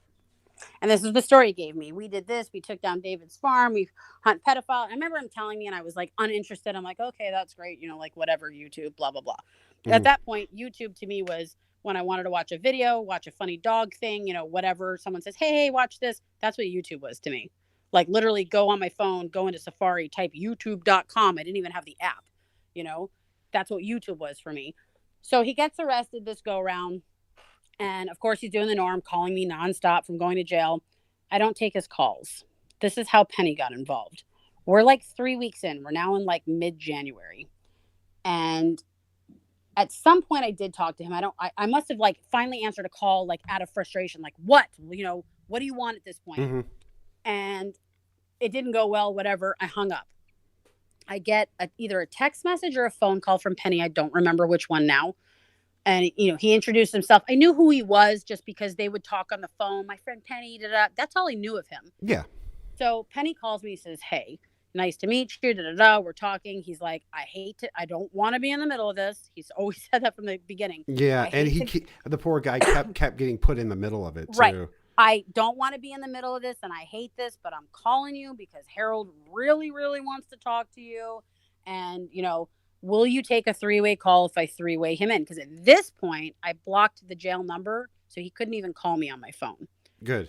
So I finally was like, fine, whatever. Like, I allowed it. So the phone rings. I answer. Penny's on the line. Harold's on the line. Harold immediately goes after me. Mm-hmm. You fucking bitch, da-da-da. And he's yelling. I'm saying nothing. He's screaming. All of a sudden the call ends. I said, well, I guess the call got dropped. I remember saying it just like that. And Penny goes, the fuck it did. I shut that shit down. Yeah. And I said, oh, he goes, he is not going to fucking talk to you like that. I said, Penny, that's how he talks to me every day. He's like, not on my watch, not fucking happening, da-da-da. And he goes, he's calling me back. He goes, if he can learn how to control his mouth and talk the right way, we'll be calling you back. If not, have a good night. I'm like, okay. Mm-hmm. About 5 minutes later, my phone rings and I answer it. Hey, baby.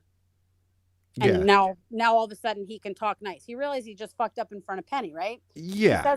He says whatever. And he isn't going to act like like Pennywise would kick the shit out. Like Pennywise, that dude looks like he means business. So yeah. No. Yep. So I take the call. We talk about whatever. It means so much to me that I don't even remember the conversation at this point. Right. We get off the phone. Mm-hmm. Penny immediately starts texting me, and we're talking now over a period of a couple weeks, randomly here and there. But we have, a decent lengthy conversation. I'm sorry about that. Obviously, he's stressed out because he's in jail. I'm explaining, no, this is just how he is. And I start to tell Penny some things. Like, are you aware of what happened, when he went to jail the last time? And, I'm filling him in on little things. I'm not saying he's beating me up or like shit he's doing on a regular basis. Right. I knew he knew Harold had an ankle monitor. I knew he knew something happened. Mm-hmm. He didn't know what. I don't even remember if I gave him, there's no way I gave him the extent of what I just told to you all. No. But he had like the gist of it, right? Mm-hmm. But in the other end, Harold's calling him every day and he's like, dude, don't listen to her. She fucking blows shit out of proportion. She's being fucking over dramatic. She's whatever. And of course he's believing him. He knows Harold. He doesn't know me. Yeah. You're just kind of a random person that he just got on the phone to. He's known this guy for, what was it, 10 years or something? 12 years. Yeah. He knows me from a hole in the wall. Right. So really all Penny was doing at that point was, look, he really loves you. He's really sorry about this and that. He misses you, da-da-da this. And I kept saying, I'm not bailing him out. I'm not bailing him out. It's not happening. I'm not bailing him out. So at whatever point, Penny and I obviously stopped talking and I wasn't bailing him out and I was done with him. He had made a phone call to me and I remember like we ended the call and he's like, I love you. And I was like, and I hung up the phone. And that was the last time I talked to him. I moved on at that point. I started to date somebody else.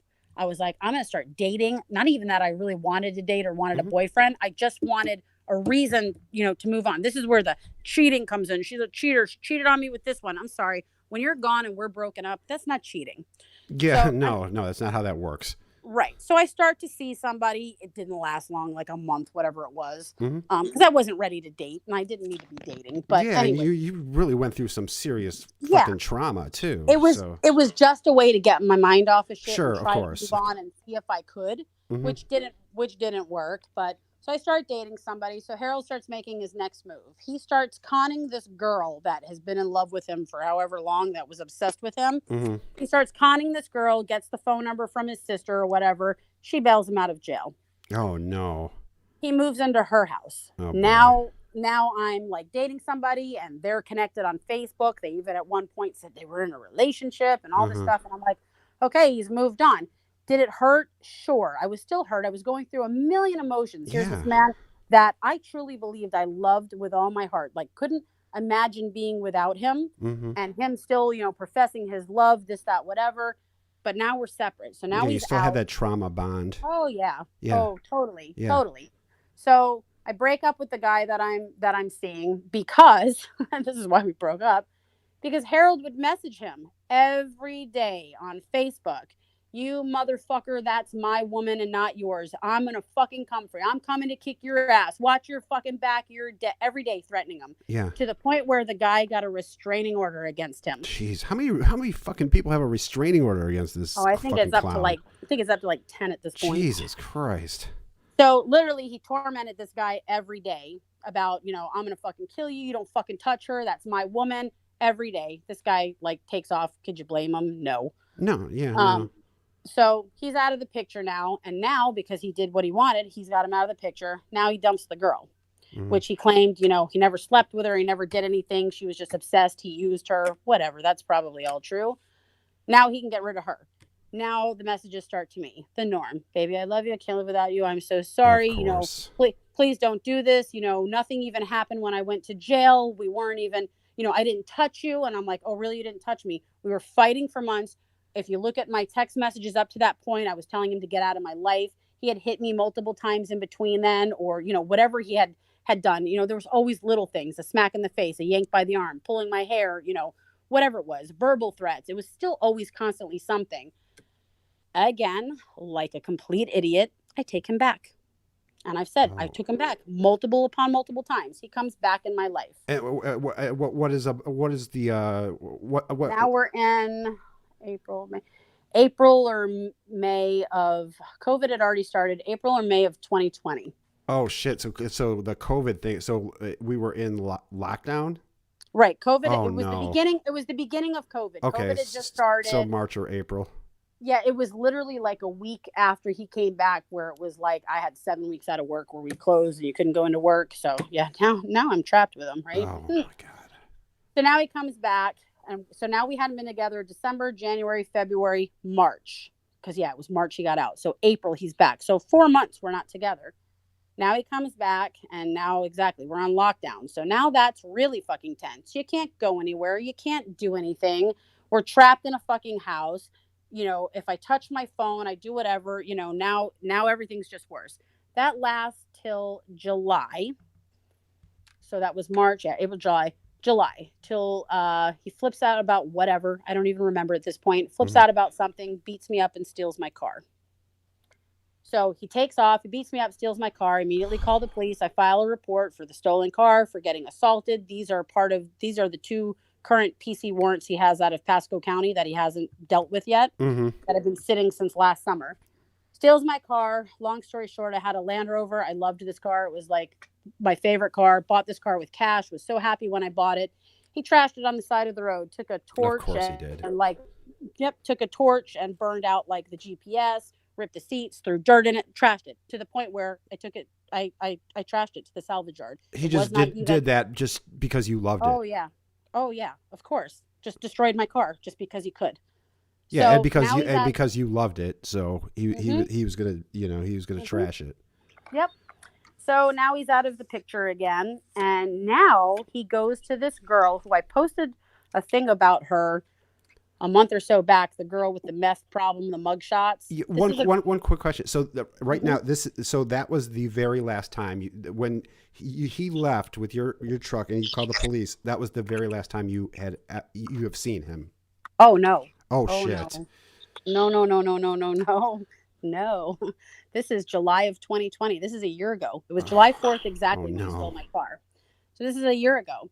So he leaves. Now he sends this fucking meth head girl after me. They start tormenting me on Facebook Jesus and on Christ. YouTube. And he starts trying to act like they're in a relationship, even though they weren't. And she's sending me nasty messages. He's emailing me nonstop. She's emailing me, getting me on Instagram and on Facebook, and just nonstop torturing me like day and night. Cops can't do anything about it. It's the typical. I have thousands of messages on my phone from 2, 3, 400 different phone numbers where they were not just her, but him mainly, where he Yeah. would just use a texting app to text me on different numbers. I block, he pulls up another one. I mean, I changed my phone number 12 times in 2 years. I Oh mean, my it's God. it's ridiculous. So it's the norm. I call the cops. They're like, we know it's him. We can't do anything about it. We can't attach that number to him. We know what's happening. If he shows up, you call us, the Yeah. normal. Yeah. The normal. Mm-hmm. So now he's gone and he's out of the picture again. Okay. And that goes on till October. Yep, October. Okay. October, he comes back again. Goes to baby, it will be different this time. It's not, I love you so much. Fuck that bitch. I had nothing to do with her. I'll prove it. I'll tell her off in front of you. And I'm dying without you. I can't live without you. He comes back.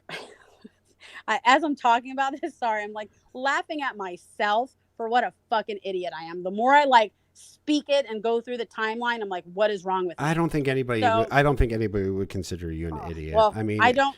it, I don't hold it against any of it's you if you do. it's easy to say that from like an outsider's point of view, not being in a situation like that, not experiencing like a trauma bond like that. Yeah. But I mean, I truly believed he was the love of my life. sure. I truly believed no one else would ever want me. I truly believed that.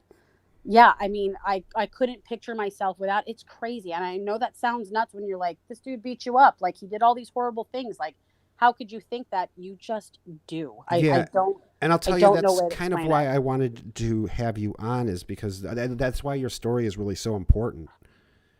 Because if somebody's, if somebody else is going through this, you don't have to think like this, No, please, if you are going through this, don't think like this. Other people in time will want you and date you and love you the right way and not treat you like this. And I know that other people are conditioned the same way I was to believe these things. They are not true. They're not. Right. So he comes back in October. This was very short lived. He comes back in October. He's there for about a week. In that time, we're fighting about whatever, and when I say we, I mean him. He instigates fights. I was always trying to keep the peace, tiptoeing, doing whatever the hell he wanted. I deactivated my Facebook account Mhm. because of something happened. Somebody made a comment to me or something, and he was picking a fight with somebody. I was like, oh my God. So I deactivate my Facebook account. That was the thing. That was kind of his thing. Was he was always picking fights with people on YouTube, on Facebook. Hmm. Like he was just Oh, yeah. always picking on making these internet Oh, and fights. in real life, too, if we were driving and someone pissed him off, he'd chase people down. Yeah, Right. always. Yeah. Always. Yeah. He's always like trying to fight people. Always. Always. So I deactivate my Facebook account. When I decided to put it back on, I put a post up that said something to the effect of, in the meantime, when I deactivated it, people are messaging me. Your messenger still works when you deactivate your page. Hmm. And they're messaging me, why'd you block me? Why'd you unfriend me? Da, da, da. I was getting that nonstop. So I put a post up on Facebook when I came back that said, everybody calm the fuck down. No one was blocked or unfriended. I deactivated my page. I know you all love me so much. Like joking. That's all it took. He saw that post. Oh, Oh, you think everybody fucking loves you? Who do you want to fucking love you? That started it. I'm oh, like, oh my brother. God. I'm like, I can't even joke. So I come home from work on a Friday, and I at that time was in between. I started this new business. I was running someone else's business, and I had like 20 people under me. So we had a giant, group thread. My phone was like nonstop day and night when you manage that many people and that many stores. He used to say, work ends at 7. Don't touch your fucking phone after 7. If that phone rings after fucking 7, da da da da, you don't touch your phone. That would piss him off. So if my phone dinged or pinged after 7, that was a thing. Hmm. In the meantime, before this, I still was not confiding in anybody about what was happening to me and what was going on. Like if I talk to people, that's my boyfriend, he's great. Yeah, he Yeah. loves me. I'm not telling anybody anything that's going on. I'm especially not going to tell the people I work with so they could look at me different. Here's my boss, and she's getting her fucking ass beat day and night. Like, Yeah. I'm not gonna put that out there. I had a coworker who became a very good friend of mine, and she's smart, and she started to put two and two together, and she knew something was up, and she called me out one day. We walked outside, and she's like, what the fuck is going on? She's like, I'm not fucking stupid. She started seeing bruises. She would know that I would come to work and I'd be in pain, or she could tell I had been crying, because there's many a days I'd get my ass beat before work and have to put myself together and go to work. Yeah. So she started to put things together. So I started to confide in her. She's the only person that was aware at that point of what was going on, other than like his family or whatever that knew shit. She was it. Nobody else knew. Nobody in my family, none of my other friends, nobody knew what was happening. And this So this was the woman that had like the I forgot what it was, like a GPS or something. yep, For yeah. Okay. So she decided, she said, listen, you're going to download a separate 360 app, and it's going to be me and you.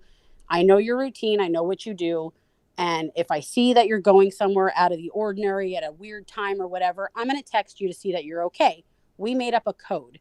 She would ask me a specific phrase, and I had a specific answer for it. Mm-hmm. So that Friday night at 7 or 8 o'clock at night, she's calling me. I don't answer the phone. He's like, don't fucking answer it. She's calling. He gets pissed off that she's calling. She texts me. I don't respond to it. He takes my phone. So now we're back. He takes my phone. He would take my phone all the time. So now he takes my phone. We're back in the same situation. He has my keys. He took my phone. I go to bed. It's now like, we're arguing till like 2 a.m. I can't make any more. I fall asleep. At 7:30 or 8 o'clock in the morning on Saturday, she sends me a text message because I never responded to her. First she called. That woke him up, pissed him off. She sends me a text message. It comes across the top of the screen. He tapped it and answered it. He answered it wrong. She knew something was up at that point. He answered the text wrong to her. I think he said yeah or okay, and that was not the right response. Uh-huh. She immediately starts trying to call. The phone, like, call, hang up, call, hang up, call, hang up. Now he's getting pissed off. Wakes me up from a dead sleep, drags me out of the fucking bed, throws me against my armoire, starts to choke me. Why the fuck is this bitch calling? Now remember, he'd been back a week. Starts to choke me. Why is this fucking bitch calling? I'm like, you answered her wrong. Now I'm having to fess up. She knows, that something's up. You're not letting me talk. So this starts a whole fight. He's beating me up. At one point, he gets me into the bathroom, and I'm pinned between like the corner of the shower and the wall. And he's holding a box cutter in his hand, and he's squeezing it, cutting himself. Mm-hmm. And I was the next one to get the box cutter. In the meantime, I have 5 dogs. At that time, I had 4 dogs. One of my dogs my dogs would always get upset and bark and whine, and they're not, mean dogs, and they're trying to like intervene. One of my dogs gets in between him and I, and he kicks my dog. And in the time that he was worried about getting the dog out of the way, I was able to run past him. I ran out the back door. He chased me out the back of the house, grabs me by my hair, starts to try to drag me back in. And he's mocking me because I live, in the middle of nowhere. Scream, bitch, scream, because no one's going to fucking hear you. And then he starts screaming, ah! And I know no one's going to hear me. I'm just trying to get away from him. He gets, in the process of that, my friend is still calling my phone. He's got my phone in his hand. When I have an iPhone, so any of those of you who have an iPhone, he's an Android user, so he doesn't know anything about iPhones. When you have someone programmed in your phone, their picture comes up on the phone when it rings, and it's got the slide thing, like slide to answer. Yeah. He chucks my phone at me because I get away while she's calling, and when he did it, he answered the call. She now can hear everything that's going on. Now I have my phone. I run back in the house. I'm like, saying her name, this was happening. I'm trying to talk to him. She can hear him beating me up, screaming and yelling. And she then finally says, I hear this. Now he knows that someone knows.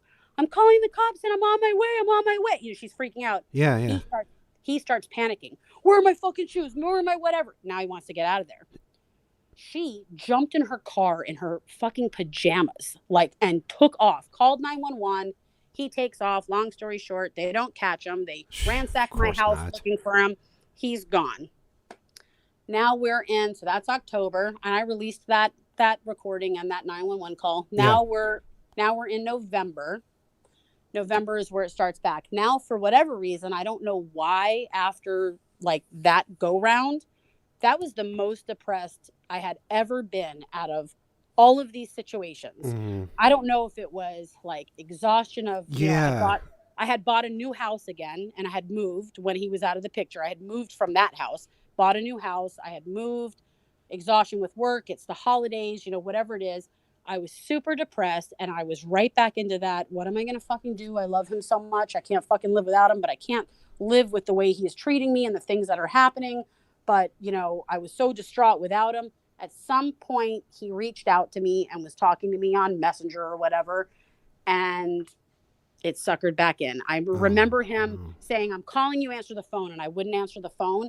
And I was like, I'm not answering the phone because I'm upset. And he's like, I'm calling again. If you don't answer the phone, I'm heading out there. And I don't even know why he said that, because he didn't know where out there was. I had moved. I answer the phone and I'm hysterical, crying, probably the worst I ever had in my life. Couldn't breathe, hyperventilating.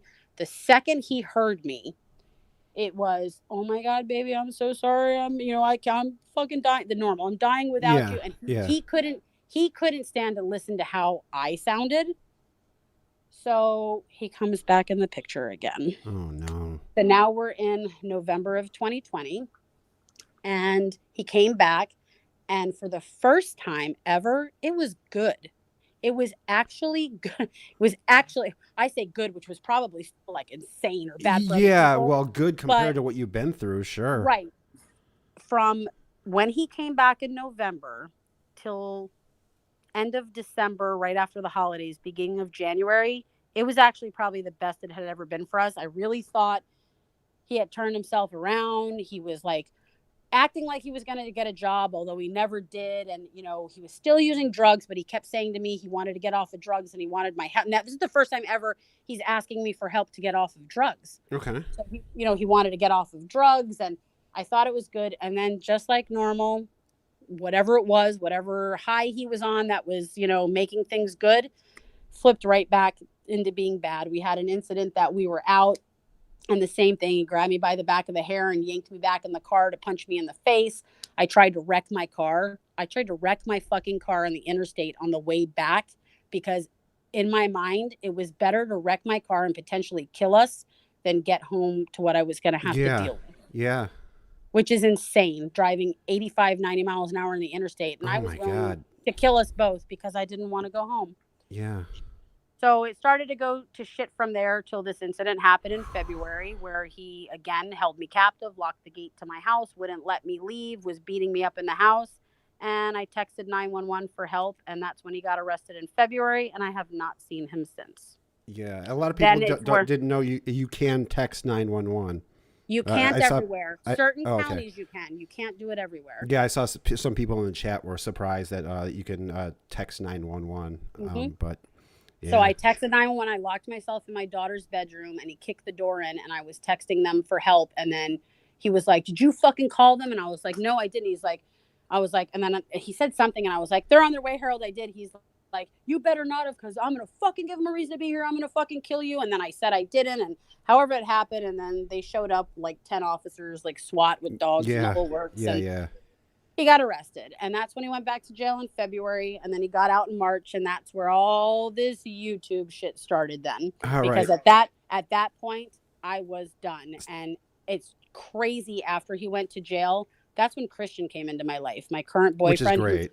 Who is fucking so amazing. I can't tell you all how fucking amazing this man is. I'm lucky every fucking day that I have him. He has been a huge support in all of this and has really pushed me to speak about this and get it out. He's been 100% supportive through the entire thing. You guys have no idea how That's great. Yeah, man. He seems like a great dude. I realize now that I never really had love with Harold, because I really know what it is with Christian. And that just goes to prove you don't have to deal with an H-bomb, because there will be a Christian will come. There will be a Christian. Yes. You should all have a Christian. Yes. So that's, and I'm not sure how much aware, cause that's kind of where I was following the story. So what had happened was this H-bomb decided, you know what? Because his big thing was, I'm gonna get in fights with people on YouTube, and I'm gonna push buttons. So he decided to go after Real Stream News, RSN. and you know, bringing up like old shit that like has been debunked. And HBomb was a big like white knight. He would go and I'm protect well, I'm I'm gonna protecting protect this woman. yeah, I'm I'm gonna going protect the after this women of person. YouTube. And Yeah, yeah, he is so. And then everyone was like, "Oh, mama, like yeah. don't worry, mama, I got your back."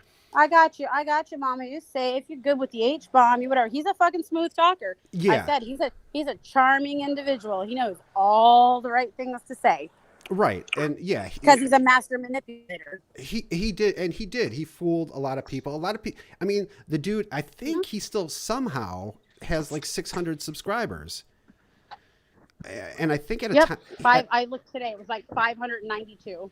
Well, the thing with that was like he came out and there's this certain group of people. If you attack RSN, you're going to get subscribers because they're RSN's a Right. very kind of a polarizing guy, Right. But like RSN has done like great stuff the last couple years, but people have these misconceptions about him. So anyway, this guy decided, he was going to take RSN's channel and he's going to push that button and all this. It was really fucking cringe. And then he would make these videos about like, I'm the H bombs coming for you, RSN, and there was like graphics of shit blowing up and stuff. And Yeah. RSN went right at like to RSN's credit, man. He like when he gets called out like that on these panels, it's like everybody against him, and he goes right in the middle of it. That guy I love that. That guy does not give any fucks. Yeah, I love that. Hold your ground. Yeah. Oh, that dude will go in like he goes to these panels where everybody's screaming at him, and he just holds his ground. Yeah. Yeah. So. Eventually, RSN found this guy's prison record. Well, no, that's not what happened. Oh, what happened? That's not what happened. So what happened is when he went back to jail in February, he had already, I guess, been fighting with people previous. And there's that JT guy that, had been trying to get him for a long time and had sent stuff to the police back in December of 2019. And he was already like involved in Hated Harold. And he had doxed me. And Penny had got him to take the stuff down saying, dude, she has no involvement in this. Like, she's not even on YouTube. Why are you involving her? Yeah, and like a lot of these guys are really fucked up is they have a problem with HBomb or they have a problem with clobbering time or whatever. They'll start doxing like your family, it's really fucked up. Some of these motherfuckers. So what happened was he goes back to jail in February and I start getting all these messages on Messenger from people I don't know, like, accounts that don't have a profile picture and people attacking me. And I'm like, what the fuck? So someone was doxing me, putting out my home address, my phone number, where my daughter goes to school, my daughter's name, and my daughter's 15 years old. Yeah. All this stuff. Right. And I was like, I can't deal with this. So at some point, I knew he was going to be talking shit about me on YouTube. So I go to YouTube to watch his videos. I see he's attacking RSN. I go over to RSN's channel. Now, granted, I made a YouTube account. I just had my account. It was under my real name. My real name was up there for like 2 months. Yeah, I remember. I didn't know to put a screen name up or like do anything. Yeah. So I'm at RSN's thing and I see somebody talking about me. Well, he did this to his wife and he did that. And, she's still with him and she supports him. So I jumped in the chat and I clarified. I said, no, it wasn't his wife. It was me. I'm his ex-girlfriend and I'm not supporting him. This is what's happening. That's how the whole thing opened up of how they found me. They didn't believe me. They were actually kind of coming after me at first. Oh, yeah. No, I knew that's how they found you. But I think they had already found his charges because I do remember like oh, yeah. They had all the stuff on him. Yeah. So that's what I meant. Yeah. And like I remember RSN like saying, oh, this guy, he beats his wife, and then they just had the scenario wrong, and I just clarified the scenario for them. So when people say you came here to attack Harold, when people kept saying that, it's like, get it straight.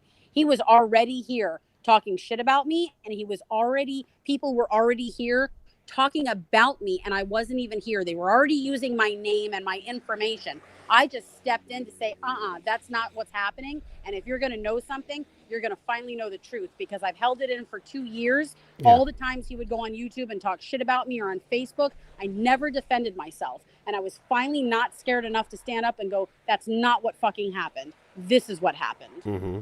And when you did that, it was crazy because again, initially, like, especially from RSN's community, you got like tons of support. Like, yes, totally. It was almost overwhelmingly supportive. Mm-hmm. But then he had his little group, his little, mm-hmm. the little Yep. HBomb group.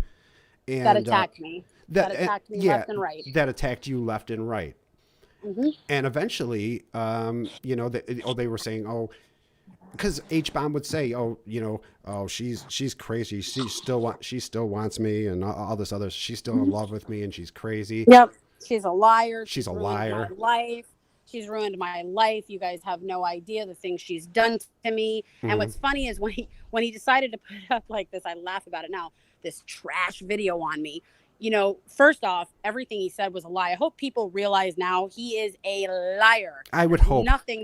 Nothing that comes out of his mouth that is true. So when he starts saying all these things, she's a fucking cheater. She stole money out of a GoFundMe. She's a pill popper. She's a this. It's all lies. Yeah. And what was funny to me is you're telling people I'm this horrible person. I've done all these things to you. Everything you put in a video is nothing to do with you. You put up all these things that you were trying to like make me look like a bad person. Not a single thing in there said she did this to me. She did that to me. She did this to me. She's a pill popper. She's a gambler. She's a thief. He just put up anything he could think of that would, he knows that if he tried to discredit me as a person and my reputation, that it would infuriate me, which it did. Uh-huh. But not a single thing he put up ever said she treated me like shit. She hit me in self-defense. She, left me homeless. She did this. She did that. No. Yeah, she provoked me. I was defending myself. Uh-huh.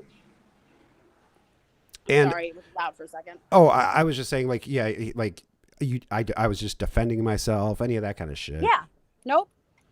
So yeah, he decides to attack me with his garbage, and then starts to have these email threads with these women that were so shoved up his ass that I don't know if they were like, I said it to you before we came on here, how like the Night Stalker and Manson have like these serial killers that have these groupies that just like fall in love with these men and, take their word as gospel and everything they say is, the truth.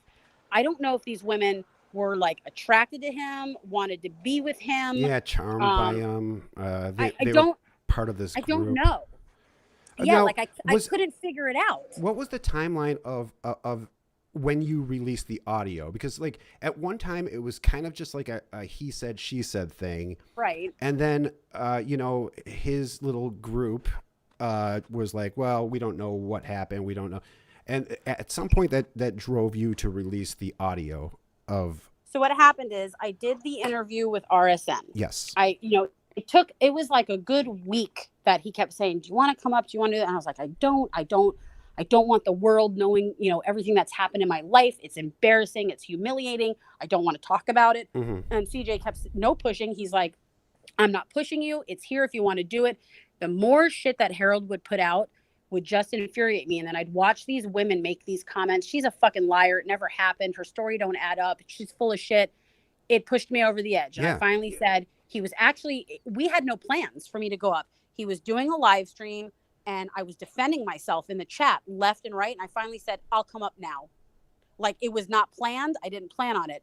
He said, oh, she's coming up. So I come up on panel. I tell the story of what happened, a minor, not anything that you got tonight, a very condensed version. And at the end of it, he said, do you want to take this any further? I can hook you up with other people to talk. And I said, you can go back and look at that stream. I said, that's it. I'm good. This is enough for me. I'm ending it here. Like I said what I have to say, and it's all good. It was for me. It was all good at that point. I figured I told like a bit of my story. He's a liar, whatever. And you were done with it. I was done. Then he decided to continue attacking me, and the women on his page continued to attack me, and it just kept getting worse. And at this time, I'm talking to Penny on the phone like every day, and I kept saying to him, Penny, I'm done. like, the more he talks and the more shit he puts up with, I'm not stepping down this time. I will release something for every time he says something. You better tell him that if he doesn't want me to put out recordings and shit. And he kept telling Penny, dude, she ain't got nothing. Yeah. She has nothing on me. I don't care, because he never wanted to hear any of the stuff I recorded. And I told him all along, I have plenty on you. You have no idea what I have on you. What's crazy is, and he had not so much. There were channels hosting him. Mm-hmm. That actually it was a very large platform. I mean, yep. Channels that would have 300 people in a chat, 400 people in a chat. So, yep. I mean, you could have made a video about it, but nobody would have saw it. So right. RSN giving you that platform that is equal to, if not actually bigger than the platform that HBomb had.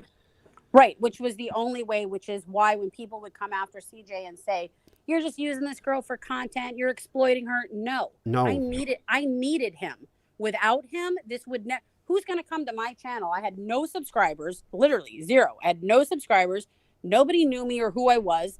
And without him, none of this would have got out. So the more he kept pushing and Penny kept telling him, dude, I'm telling you to stop. She told me stuff she has and she is going to she's going to release it. And he kept saying, fuck her. I don't care. Da, da, da. Now, in the meantime of this, he's putting up videos, that he hates me, and wants to do all these things. And the next video would be, Mama, I'm dying without you. I love you so much. I can't live without you. Yeah. Then the next one, he would hate me. Then, Abe had his little thing where he went off on me. And then he's oh my God. Then he attacks Abe. That's my fucking woman. That's what he says. That's my fucking woman. And the word mine is something you will never understand. Don't fucking talk to her. I'll fucking kill you. Then the next one, he fucking hated me. Then the next one, he fucking loved me. And I kept saying to myself, are these women blind? Are they stupid? Do they not realize? Not just the women, like some of these guys, and the men, like some of the shit that people were saying about you was like it was fucking, vile. Yeah, it was like I cannot vile. Believe that this person has a YouTube channel saying some of this shit, And I'm watching him post. Here's the part people on here don't understand too. He didn't give a shit about posting songs. So for all of you that thought, he's just on his channel, he's throwing songs up, every single one of those was a message to me. I had a feeling as much. Anytime he couldn't talk to me on any of these breaks we would have because he knows I would call the police, he would post songs on his Facebook page or text them to me through texting apps. And he would send them in links with the video. So every song that went up, I knew exactly what they meant because I know through my 2 years with him what he was trying to say to me when he would send me specific songs.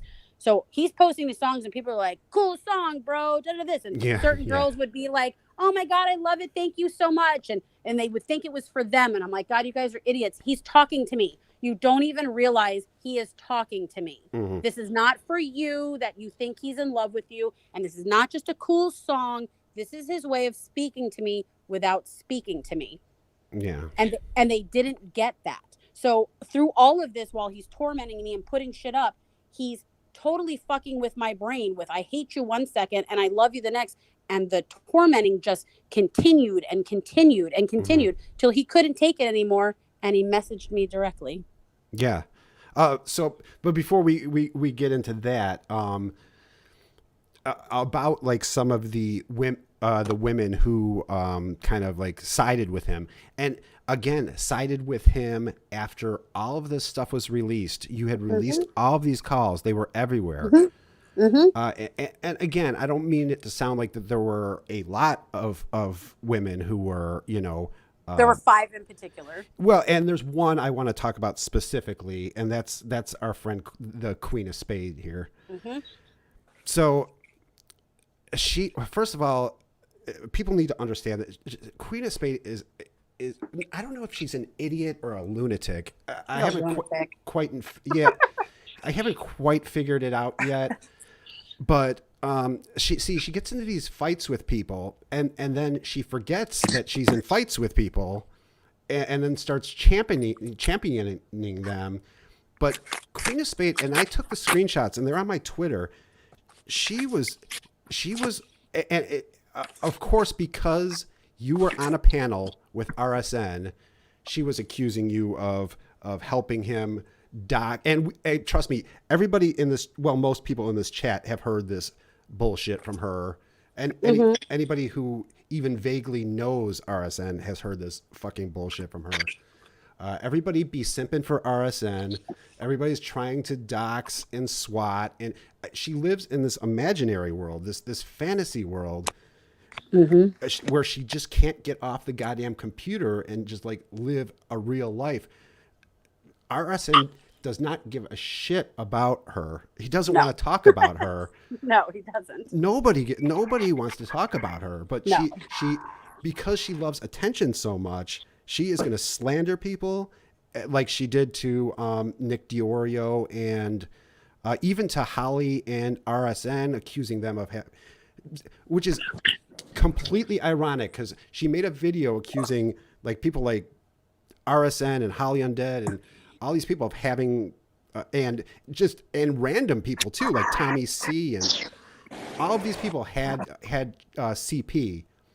Yet, and we'll get into it in a second, the person that she was simping for, and she can deny that she wasn't up this guy's ass constantly. Oh, she was up his ass. You have screenshots. I have screenshots. I have screenshots. I have screenshots people probably haven't seen. Yeah. And I have screenshots on my Twitter of Queen of Spade viciously attacking Deana on a stream and it was just a stream very much like this stream where you were just telling your story. I was just talking. You were just talking. You weren't attacking anyone. You weren't naming anyone. You were telling your story.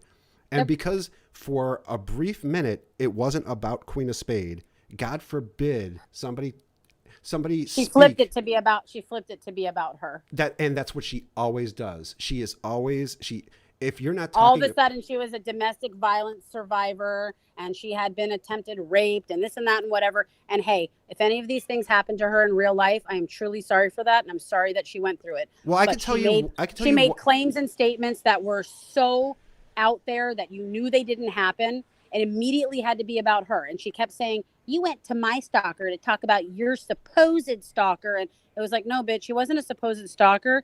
He was my boyfriend. And it was dating violence. And RSN it happened. Is not her stalker. I know.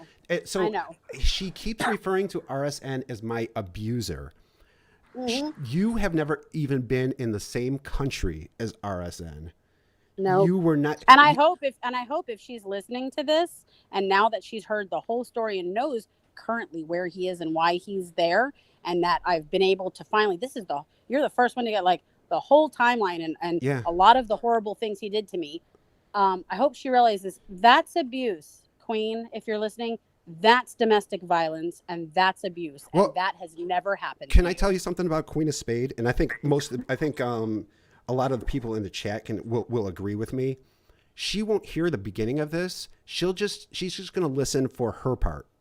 For her part. Yeah. So she can like make. Well, Queen, if you have a brain, you'll go back to the beginning and listen to all the things. Queen, before you hit the community tabs, and I know you're about to.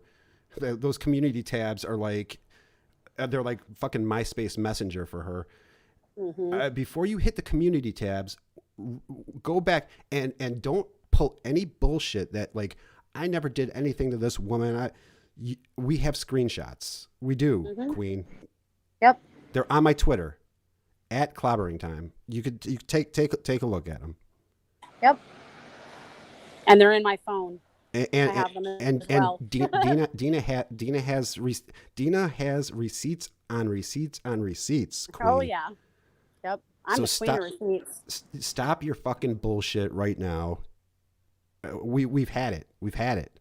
Leave her alone, Queen. She's been through enough. She hasn't actually bothered me in the last couple months, so I will give her that. At least since maybe a week before Harold went to jail. She actually made a post where she kind of sort of was getting it at one point, where she said, she kind of noticed he was flip-flopping and said, these things you're saying, hope you have your own receipts to back it up. Like she kind of started to like believe it maybe for a second, and she's left me alone since then. So all the receipts I have are from when this started up till about when he went to jail. She hasn't bothered me since. Except she recently did a video where she titled it, Right. And I went in and told her to get the fucking my name out of her title. Right, where she titled it RSN and Negs. oh, I'm owes me sorry, an apology. I'm like, Negs and why? Holly Yeah. Undead need to apologize to Deana. I know. For what? What do they have to apologize to me for? I have no idea, but I don't know why. None of them owe me an apology. She owes me an apology. None of them, and I don't want her apology. I don't care about her apology. None of them owe me an apology for anything. Yeah, she's a fucking asshole. And so I commented on it. And of course, I got a novella back, but yeah, they don't owe me an apology for anything. Why she even bothered to put that up? She turned the whole current HBomb situation again into her drama and made it about her and all these things going on. And I have a comment for her. She better tread really lightly because I am still working with the detectives on this current case, and I have no problem handing over my screenshots, her real name, the fact that they emailed each other back and forth. I have screenshots where they say they're emailing each other back and forth. So I'm sure they're going to want to look into all of that with these claims that she's making and with what's going on. Yeah. I mean, I will hand over anything on anybody that has anything to do with why he is currently in jail. And they already have his emails. They've been looking at it. They've seen. Oh yeah, they have everything. They're pouring through his emails. Oh yeah. I guess this is the good time to say why exactly are they? Well, you know what? What was it that got him? So he contacted you. Like you got a restraining order. You got I think it was a 5-year. A 5-year, when he went to jail in February, I got a 5-year restraining order. Right. Because I knew he was going to get out of jail and I knew the shit would just start right back over again. And I knew, having a boyfriend, he was going to start trying to attack him, which we all know he did because he posted videos about him and he went after him. So we knew that was going to happen. He was calling him out to do the same thing he did when I dated once before, trying to get him out of the picture. I'll scare him so much he gets out of the picture and then boom, I'm right back in. Mm-hmm. So I got a 5-year restraining order. In that 5-year restraining order, when I went to court and I had an attorney and he did not show up for court, even though he was served, he didn't show up. When we were there, we played her his YouTube videos that my attorney did. And we showed her how he refers to me as said person. Yeah. She put in the restraining order, he cannot refer to me as said person. He can't talk about me online. He continued to do it and continue to do it. I showed the cops that. I had them at my house a couple times. Then where he fucked up is he sent my boyfriend a direct message on Messenger. And I have screenshots of that where he, the normal, you motherfucker, I'm calling you out. You're a pussy. I've been doing it for days. Show up. His whole purpose of that was to get Christian to show up. He was probably not going to fight him. He was going to get him arrested. Like he showed up to beat him up. So he'd get out of the picture. So I would be open game again. Oh boy. We knew that. So he sends him this message and Christian hands me the phone and I said, we're about to get him. I typed back, this isn't Christian and I'm not showing him this message. He immediately wrote back. The second he knew it was me talking to him is when he should have put the phone down because it's a violation to talk to me. He instantly wrote back, you fucking bitch. He just started in. So right there, he violated his restraining order. Mm-hmm. And I said, boom, got him. Yep. So the second he did that, I called the police. I actually drove to the county he lived in to file it there because it would be easier for him to get picked up because I live 4 counties away and they can't cross lines. Mm-hmm. I went down there. I showed him. The cop's like, okay, that's a violation. He's like, give me your, injunction. Give me your license. He goes to his car. He comes back. He goes, well, you have a decision to make. And I said, okay. He goes, he's got 4 warrants currently for his arrest. I said, he does? And he goes, yeah, he's got a violation of probation because he never checked in with his probation officer. He had 2 outstanding PC warrants for when he stole my car and beat me up in the story that I told you previously. Yeah. And I don't remember what the other one was for. He had another one for something. Mm-hmm. He goes, so we can either file another charge or we can just pick him up on these. I said, no, you file another charge. Yeah. He violated his restraining order. Keep stacking them up. He can have another one. So he goes, okay. They couldn't get him. They kept, I told him where he lived. They kept trying to get him. His sister would answer the door and say, he's not here, which I'm sure he was hiding upstairs. Sure. But they couldn't pick him up. Then this is why, when I got this shit from people, you're such a lying bitch from these girls. You lying bitch. You're subbed to his channel. You want to watch everything he does. No. I was subscribed to his channel because I have a life and I can't be on my phone all the time. Yeah. And the only way I would know when he was posting something that would get him in trouble was to get a notification on my phone that says, HBomb posted a video or HBomb made a comment. Mm-hmm. That's why. That's how I was able to screen shoot and screen record his stuff. So I'm at work and I get a notification. New video from HBomb. Boom, I click on it. He's sitting in a U-Haul van. I'm moving, da-da-da-da-da. And he pans the camera and I see it's his sister's house. I'm like, gotcha, motherfucker. So I called my boyfriend who happened to be in the same town doing work at the time. I said, do me a favor.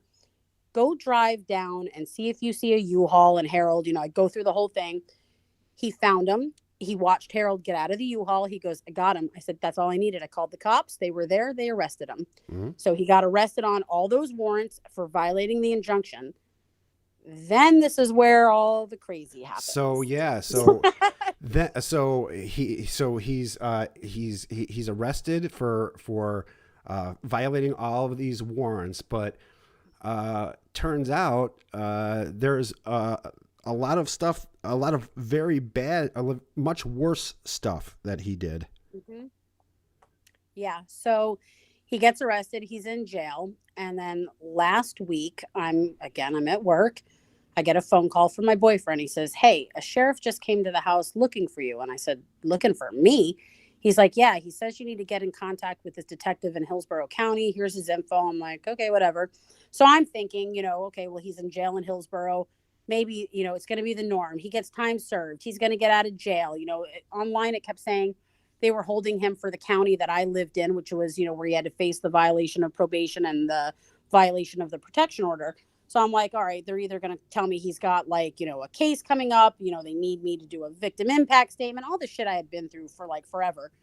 So I call, we play some phone tag. Finally, the detective calls me and he's like, hey, I've been trying to get a hold of you. He's like, I got to ask you some questions. I'm like, okay.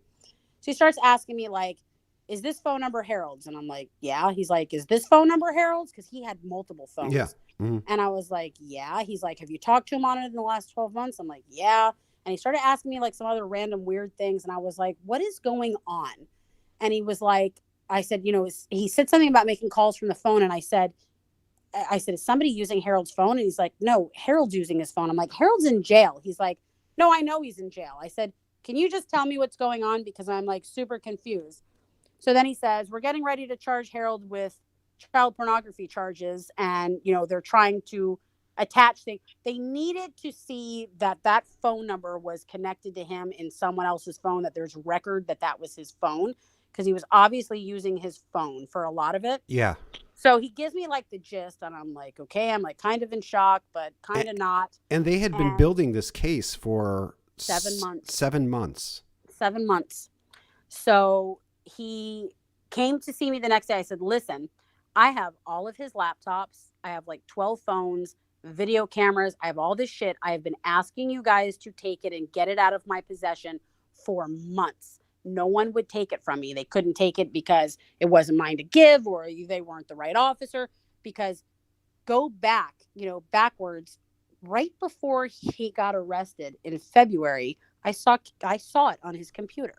What I saw is nothing like what has come to light. So what happened was, a day or two before he got arrested this past February, he had been being weird. He had been out of nowhere confessing things to me, saying things to me about things that happened to him, and different stuff. He was just being really weird. And he left. He was gone. It was middle of the night. I wake up at 2 or 3 in the morning, and his laptop was on the nightstand. And I got out of bed. And when you get out of bed, his laptop was open. And when you tap something, the screen comes up. So I got out, I hit the nightstand, the screen came up. I look over at it. I literally turned to shut the laptop. But when it came up, his Google Photos account was open. And I see there's pictures of my horses at the top. And there was some pictures of me that I had not seen that he had taken. Either I was asleep or whatever. I was like, okay, whatever. I was like, weirdo. Yeah. I start to scroll through the stuff, and then boom. And I was like, what the fuck? I saw a handful of images of kids in compromised positions, in clothing they shouldn't be wearing. Yeah. And I called him out on it. I was like, what the fuck is this? Immediately. What the fuck? That's not mine. How did you get it on my computer? I'm like, what the fuck are you talking about? Somebody hacked me and put it there. Somebody from YouTube that doesn't like me. He's giving me this whole story. Mm-hmm. So it was only a day or two later when he got arrested for assaulting me. So from that point on, I even told the judge in court, he has child pornography on his computer. Someone needs to take these computers. She put it in my restraining order, which I can take a picture and show. I had to hold his possessions till April 17th between the hours of 9 and 5 for him to collect them. I was not allowed to dispose of or give these. It was a court order, or I would get a warrant Yeah. if I got rid of his stuff. Which is horrible because all these this CP is on these goddamn computers. Yep. So, and to be clear, you told them that this CP is so. Yep. I told them and they wouldn't do anything. So now backtrack. When he stole my car and beat me up last summer, et cetera, he was sending me a bunch of really vile and violent emails. You know, if I see you, I'm going to fucking, beat you up and this and that and you bitch. So when I was back then dealing with the state attorney for those charges for him to get arrested, again, they couldn't pinpoint the emails to him because he would email me from dummy accounts. He'd make up, Gmail accounts or whatever that didn't have his name. So they got so fed up of trying to attach him to these text messages and emails, they got a warrant for his Google account. Google sent him a message, and I know this, and I still have it in my phone because he screenshot the message and he sent it back to me with "Are you trying to ruin my fucking life, you bitch?" Google sent him a message saying he had 7 days to get an attorney or they were possessing his Google account, that he had to get an attorney and prove that they didn't have a right to take it. Well, of course, he never did that. So when that happened and Google was now in possession of going through and the state attorney going through his Google account, every time he downloaded or uploaded child pornography, it got flagged. Yeah. At some point, somebody made a tip to the Missing Children Exploited Network, whatever that's called. Yeah, the Center for Missing and Exploited Children. So when someone made a tip to them, they contacted Google or whoever, however, somehow they got connected. Mm-hmm. So when Google would flag things, it would go there. That's how the detective here got tagged and brought into it. And then for the last 7 months, they've been building a case against him. I didn't know this was happening. No. So this was happening prior to me even seeing the stuff on his computer. So they were already because if you went in his computer or his phone, he would have beat the shit out of you. Oh, yeah. Well, number one, I wouldn't know how to get into his laptops. Everything was password protected. It was crazy that when I got up, he had left it on and open because he probably never thought I was getting out of bed. Yeah. And honestly, his phones, I don't even know how to get into. They're Androids. I don't know anything about them. And they have those weird line codes to get in. So I wouldn't even know how to get into them. But so they had already been building this case. So when these detectives came and took the stuff, I said, "You are lucky." I said, "I was going to the dump this weekend and all this shit was going there." Yeah. I was like, because nobody would take it from me. I mean, they still would have had the They don't even need them. Yeah. They don't even need them. They said they don't even need them, that this is secondary, that they just really wanted to get it out of my possession. Yeah. Which, thank God. Yeah. And they said it's basically a secondary thing. If for some reason they have to pull stuff up. I mean, he's like, "Oh, this one's got an SD card." Like a backup. It's a backup for them. They already have everything they need. They had been staking him out, trying to get him. These detectives weren't even aware of me or that I even existed because they only deal with this type of crime. Yeah. But now, I'm drugged back into this because I was in possession of his phones and computers and I saw something and I dated him the last 2 years. So now I'm going to get drugged through this shit. I guarantee you at some point I'm going to be called if there's a trial to testify, or I'm going to have to give another statement. I mean, the detectives are texting me randomly, "Hey, do you know any 4-digit pins he would use? Hey, do you know this?" Or, "Hey, do you know that?" So I'm already involved now, and I can't see how I'm not going to be involved in future shit. And the thing is, he had no idea this was coming. So when that detective left here that day, he said, "Well, I'm leaving here and I'm going to file 100 charges. He told me I wasn't allowed to say anything. He said, "You can't say anything until the charges show online. Right. When they show online, you can say something." I said, "Okay." So I held on to it for days. I was like, "Oh my God." So he's like, "I'm leaving here." He's about to get 100 charges of child pornography, and he's going away for life. He's like, "You'll never see him again." So it's on Deana's channel. You will see 100 charges and over 1,000. Over 1,000 images. Videos. And video. You said that they have to stop at a certain. So they said they had way more than 1,000, but 1,000 is the limit where they stop because 1,000 images each of those charges of 10 images, which I think the images also include like the videos, Yeah. but each charge of 10 is an F2 felony that holds 15 years. So he currently is looking at 1,050 years in prison. Holy shit. So and it's not a charge that he can plea bargain down. You can't go in with that kind of crime and plea bargain your way out of it. No, I especially mean, even if for some reason the judge hands them 30 years, he's looking at getting out, he'll be 65 years old.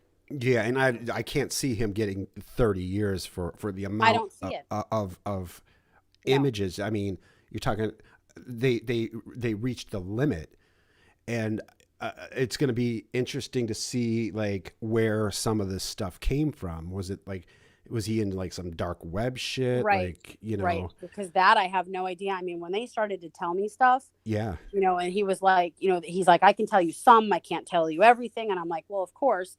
And he was like, we had over 1,000 images and we have 80 videos. I said, you have videos? So I don't know if the videos are videos of him or they're videos of other people. right. I don't know what's on these videos, but that's the part, this is even hard for me to say now. That's the part that gets me upset. Like, I had said at one point when this happened, I was sad. And my boyfriend's like, why are you sad? He got mad. He's like, don't fucking feel sorry for him. I said, it's not about him. You're not getting it. I'm like, I am sad because I know what I dealt with living with him. Yeah. And I know what I went through. Let's just say, I know how he is in the bedroom. So I can't imagine if he is on any of these videos with children. Oh my God. That fucking kills me. Yeah. You have no idea. Yeah. Let's just say he's not polite in the bedroom. Oh. So that, to me, that is what fucking crushed me. Yeah. So once I finally got that out to him, he's like, oh, okay. I said, yeah, that's what I was trying to tell you. You think I have remorse for him or I'm sad that he's facing life in prison? I mean, this is a man I brought in my house. I have a daughter. Yeah. This is, I slept next to this man every day for nearly 2 years. And a lot of these women cheerleading him had daughters. Oh my God. A lot of these people he was emailing back and forth. Yep. And who knows what he was emailing back and forth. And yeah, hopefully none of them sent pictures of their kids to him. And it could have been, he does the little HBomb charm where he's, oh, I'd love to see a picture of your kids, Of your kids. Mm-hmm. Oh yeah, sure. So, and they didn't even know. Like they thought, oh, he's just this nice friend guy I have online. And you know what? I hope nothing happened to any of these women's children, and I never want to see anything happen to children. I've said all along, no matter any kind of fighting, children are always off limits. I don't care what you want to say about me or anybody else. People's children are off limits. They don't ask to be brought into shit. They don't deserve to be brought into shit. Children are off limits. That's why when he was making videos and he mentioned my daughter by name in one of them, I was done. The mama bear came out and I was like, you got to be fucking kidding me. I've never mentioned your children, never said their names, never even mentioned, what sex his children are. Nothing. Don't fucking talk about my kid. Ever. It's crazy. Like all these people he's fucked with on YouTube and all these fights he's gotten into, and it was you who destroyed him. Like you pushed that button. You blew up the HBomb. So I got to give you all the credit. Again, I can't tell you how much that I really do admire you. Thank you. As somebody who grew up seeing that kind of abuse, that's kind of why your story. That's kind of why, because like with Real Stream News, I do enjoy his content, but like I don't really give a shit about Elvis Travels or Chris Road Trips, So but like. But I thought the HBomb stuff, it was fun cringe, I think it was during lockdown, and it was fun to watch like RSN and this cringy guy go at each other. Right. And then it became like something completely it became something a lot bigger. And and I'd like to address some of these women if that's possible. Please do. So, when they started attacking me, and you have to understand, I'm going to his channel and I'm seeing their comments and they're, attacking me, calling me a liar or saying I'm vindictive or I'm still in love with him or whatever they were saying. And, some of them then wanted to attack my looks or whatever it was, however they were attacking me. I see it and I'm screen shooting it. And I made a couple comments here and there. There were moments where I snapped, where I couldn't hold it in, and I'd say something, back, never personally attacking them, but would say, like, you don't know what you're talking about or whatever, Queen of Spade will do that to you. Where right, she'll just go on and on. I would have those moments, but also there were some things said about me that I never addressed, and I never went after these women. I never talked about them. I didn't say anything. I never went to their channels. I never tried to get a hold of them. I just watched them belittle and re-victimize and degrade me. So I probably never would have said anything about any of them, because now you're sending people to my channel, so they're seeing my most recent videos. Yeah. So the only reason I spoke on the first one, Jody Girl, is because I woke up yesterday to this big, long apology. Mm-hmm. And, I'm not stupid.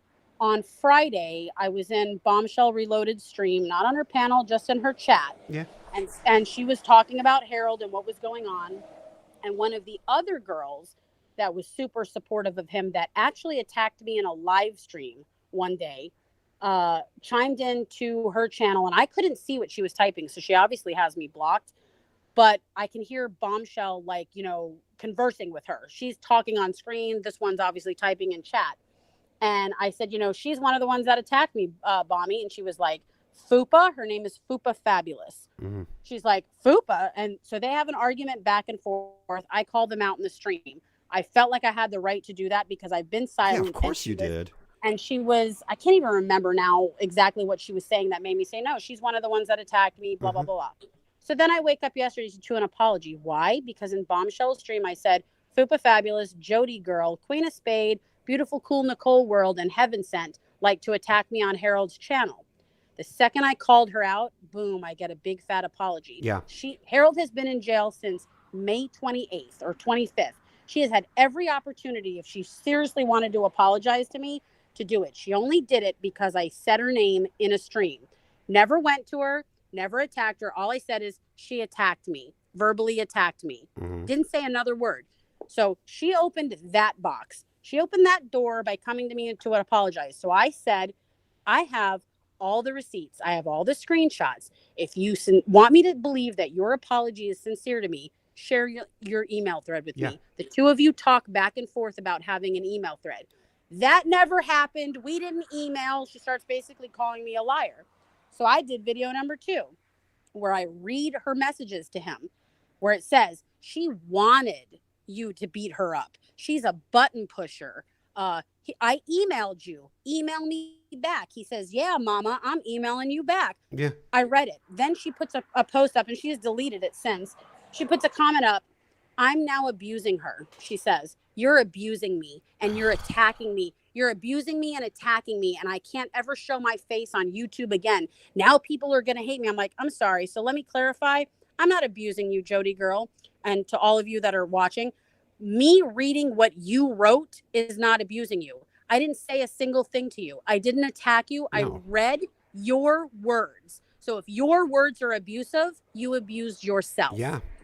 So now I'm to the point where I'm sorry. I sat back and I took it, and I've watched these women attack me, and they stood by his side, and none of them came to me and apologized and said, oh my God, we are so sorry. He pulled the wool over our eyes, which I would have understood because I know how he is. Sure. I would have said, absolutely, okay, I'm a forgiving person. Okay, no, they haven't come to me. So now I will call out the other ones. So Fupa Fabulous and Queen of Spade and Heaven Sent, and I don't even deal with fucking Nicole anymore. She is just like, I just can't even go there. I tried to warn that girl who's sending him money, who's so in love with him and doesn't even believe that he's in jail. She thinks I fabricated all of this. Yeah, I don't really know too much about her. No, I don't even go there. But for the other ones that are grown women that should have known better than to just attack somebody based on the words of someone who you knew was a convicted criminal, who you knew had 10 restraining orders, who you knew had been arrested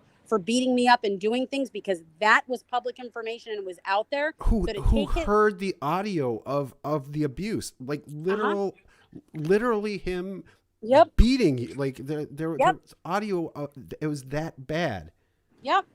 And they chose to take his side and re-victimize me and call me a liar and say that I didn't do things the way I should, that I instigated him to do the things he did, that my story didn't add up, that I should have jumped out of a car or called 911. And because I didn't do that, I wanted him to beat me up. Who would ever want to be beat up? And what woman would ever say that to another woman? So for those 4 women, again, Jody Girl, Fupa Fabulous, Heaven Sent, and Queen of Spade, disgusting. You're all disgusting. Your apologies don't mean anything to me. I don't care if you're in streams or chats with me. I don't need your apologies. You're all disgusting, vile human beings. That's how I see it. Yeah, well, I don't know the other 3, but I can definitely vouch for Queen of Spade being a disgusting human being. Well, these other women do go into chats that I'm in. I have seen them. Yeah. And like I said, the one has attacked me at the beginning, was attacking me, saying that my story didn't add up. And, maybe they think differently now that they know that it is the truth, maybe, but it still doesn't make up for what they did. It's just crazy that you had to live this nightmare and then literally getting attacked by people, getting abused in not only did you get abused in real life, but then on YouTube, and I mean, you weren't even a content creator. If you want to people who talk shit to content creators, I mean, that's just part of being on YouTube. But right. For them to I wasn't doing it for views or for anything, Oh no, you weren't even a YouTube. You didn't even have a channel. No, and at that point, I had no content. I hadn't put anything up. It wasn't until I kept getting pushed where I started putting things out. Yeah. I didn't even have content. No. But for them to be his friends, for me as a friend to defend somebody, I have to know with solid proof, if I am putting my ass on the line for somebody, that they are truthful. And these things didn't happen. And at any point, any one of them could have gone online to Google, looked up his charges, seen how many restraining orders he had, listened to those recordings, put 2 and 2 together with things that I said. Watch RSN video.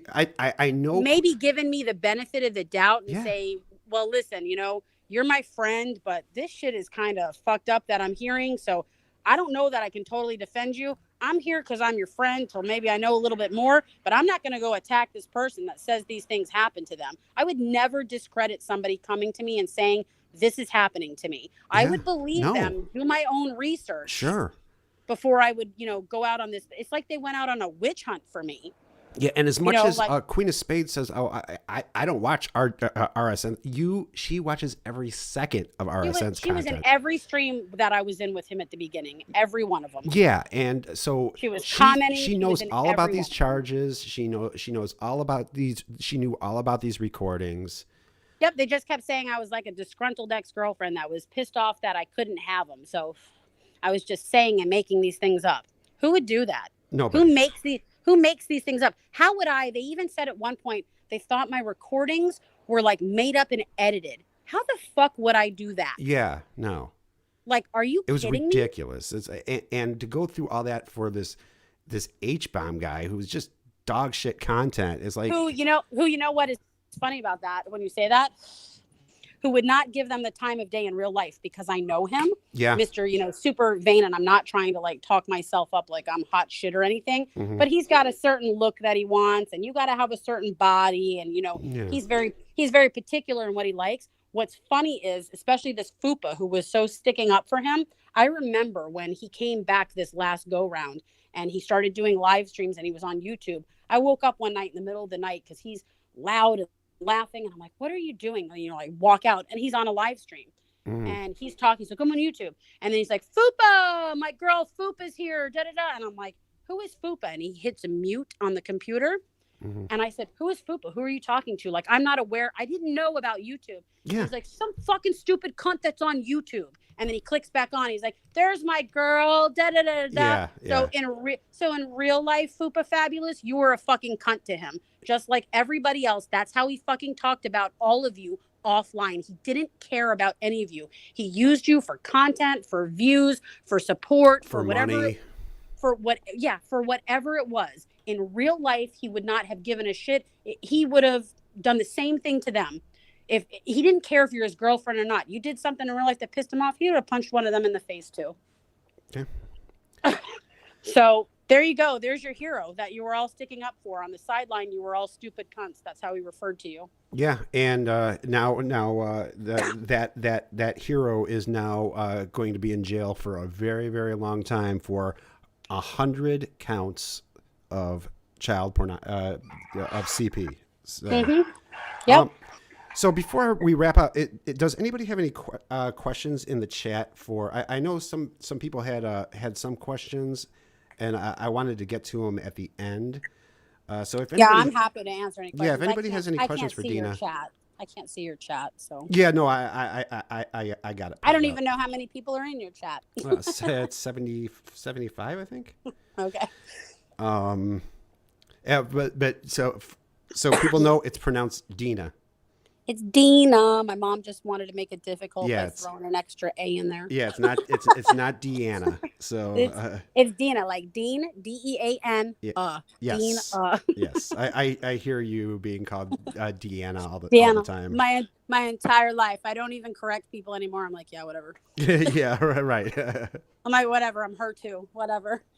And Deana, actually, I pinned it in the chat. She has a YouTube channel. I highly recommend that people check out her YouTube channel. She's going to be putting out more stuff. And she also has, some cute like videos with her dogs and stuff.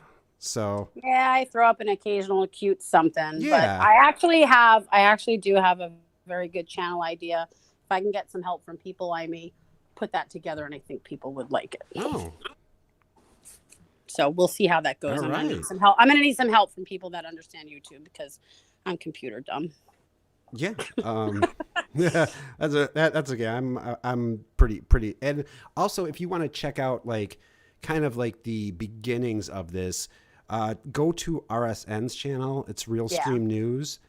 And here's the thing: I will release the audio recordings I have because originally the recordings were released by someone's channel called Cupid Stunt. Yes. And he had them up, and then CJ took them, and I don't think he plays them in the entirety on his channel.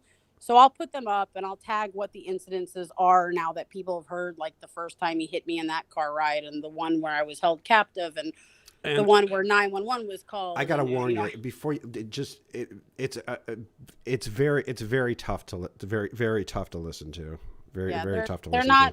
They're not pleasant. So if you've suffered abuse in the past or you're going through something now, you may not want to listen to them. Right. But just know if you're listening to them, maybe this would help. I'm fine now. It was horrible then, but I made it through and I'm okay now. So you can at least listen to it, kind of like when you watch a movie and the dog dies and you're like, oh my God, but then it didn't really die in real life. Yeah. Same kind of thing. Professor asks, Professor says, if you need any Photoshop work done, Professor did this Photoshop. He does the greatest Photoshops. Oh my God. He says, whatever you need, no charge.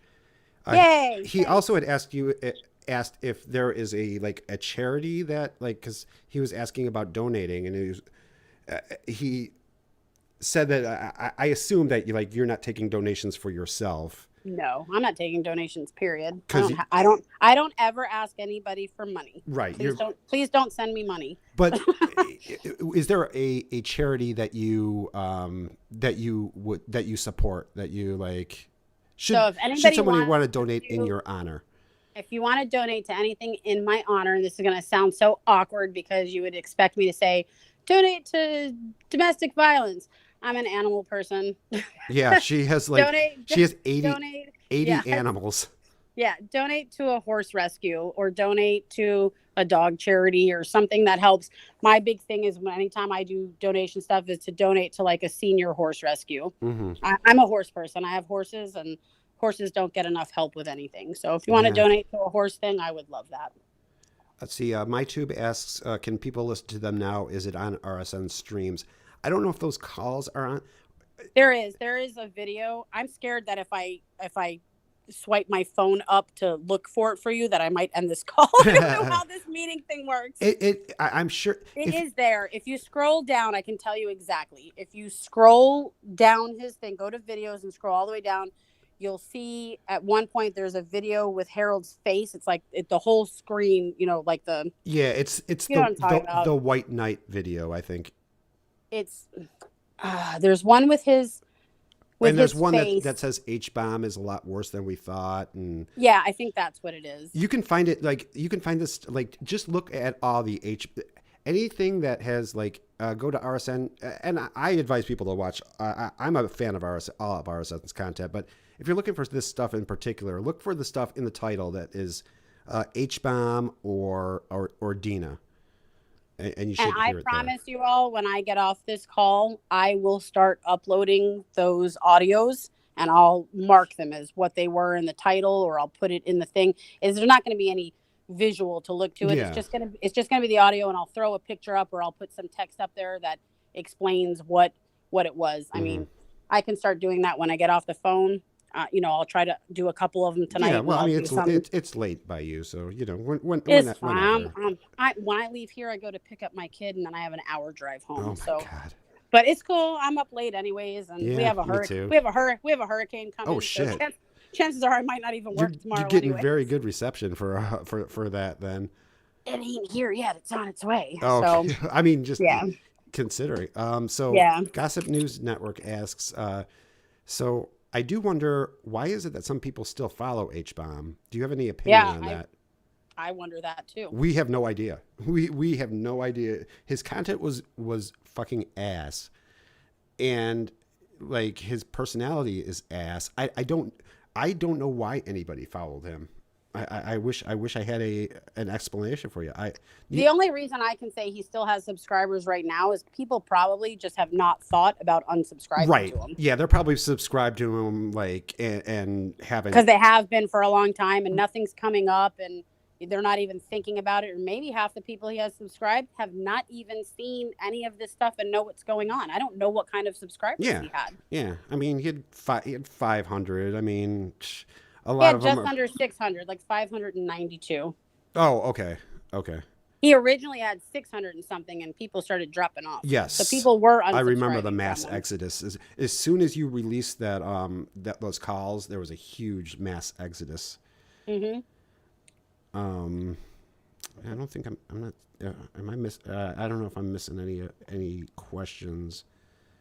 But I mean, yeah, Deana pretty much she covered everything very, very well. So, Deana, do you feel like you become a stronger person after going through this whole saga? Oh my God, I am. I said the other day when someone was coming after me for something, I was like, bring it on, because the skin I have now is not the skin I wore before. I feel like I could probably, it's funny, somebody, I think it was Penny on Mango's stream the other day, like when they were discussing this, called me a soldier, and we were listening to it at home, and my boyfriend's like, you're a soldier, you're a fucking soldier, you can get through anything now, you got your voice back. I mean, he's just like my best cheerleader.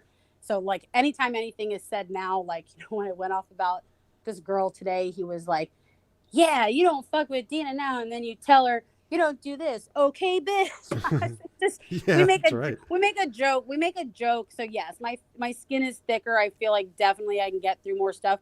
The video, the audio we're talking about for you guys to hear, there's a part in that video, and I can laugh about it now, not then, that he says at one point, you're not gonna fucking run me anymore. Got that or whatever. So that's mine and Christian's like go-to joke. So now when I say, hey baby, can you get up and do whatever for me? He's like, hey, you're not gonna run me. So that's like our ongoing joke now, because we can't believe at one point he said to me, you're not gonna run me. I'm like, what? So yeah, we kind of make I'm a funny person in real life. I have a really good sense of humor. I don't, we can make light of it now, because now it's funny. It's not funny what he did. No, of course not. But now we can kind of joke about a little bit of it. It's more like we make fun of him on a daily basis. So yeah, and there's plenty of material there. To stop running me. That's the other one. Stop running me. Yeah. Susie asks, Deana, what do you intend on doing with your channel moving forward? So my thought is, and I don't know if this will come out or not. So for a long time, I mean, but prior to Harold, people have been asking me to write a book forever. Mm. I don't know why. I don't feel like I'm that interesting of a person, but I guess people do. So like the backstory on me that people don't know. Yeah. So I I was a model in my early 20s, and I still do occasional modeling every now and then if something cool comes my way. But I was a model mainly through my 20s and early 30s, and I had a pretty huge following with that. I was a Tromette for Troma Films. I did a lot of album covers and music videos and print work. So I had my own following prior to Yeah. meeting my ex You my told me ex-husband. how big was your following on? Was it Instagram? On Instagram, I had over 50,000 followers before Yeah. he dumped and deleted my channel. Right. But I had a following from that career. Mm-hmm. I was a very specific type of model, very like back then, we're talking the late 90s through like the mid 2000s. I was, gothic. I did like specific type of stuff, the Mm-hmm. way that I looked. So I had a following from that, from the movie stuff and the music videos, etc. Then I married a rock star.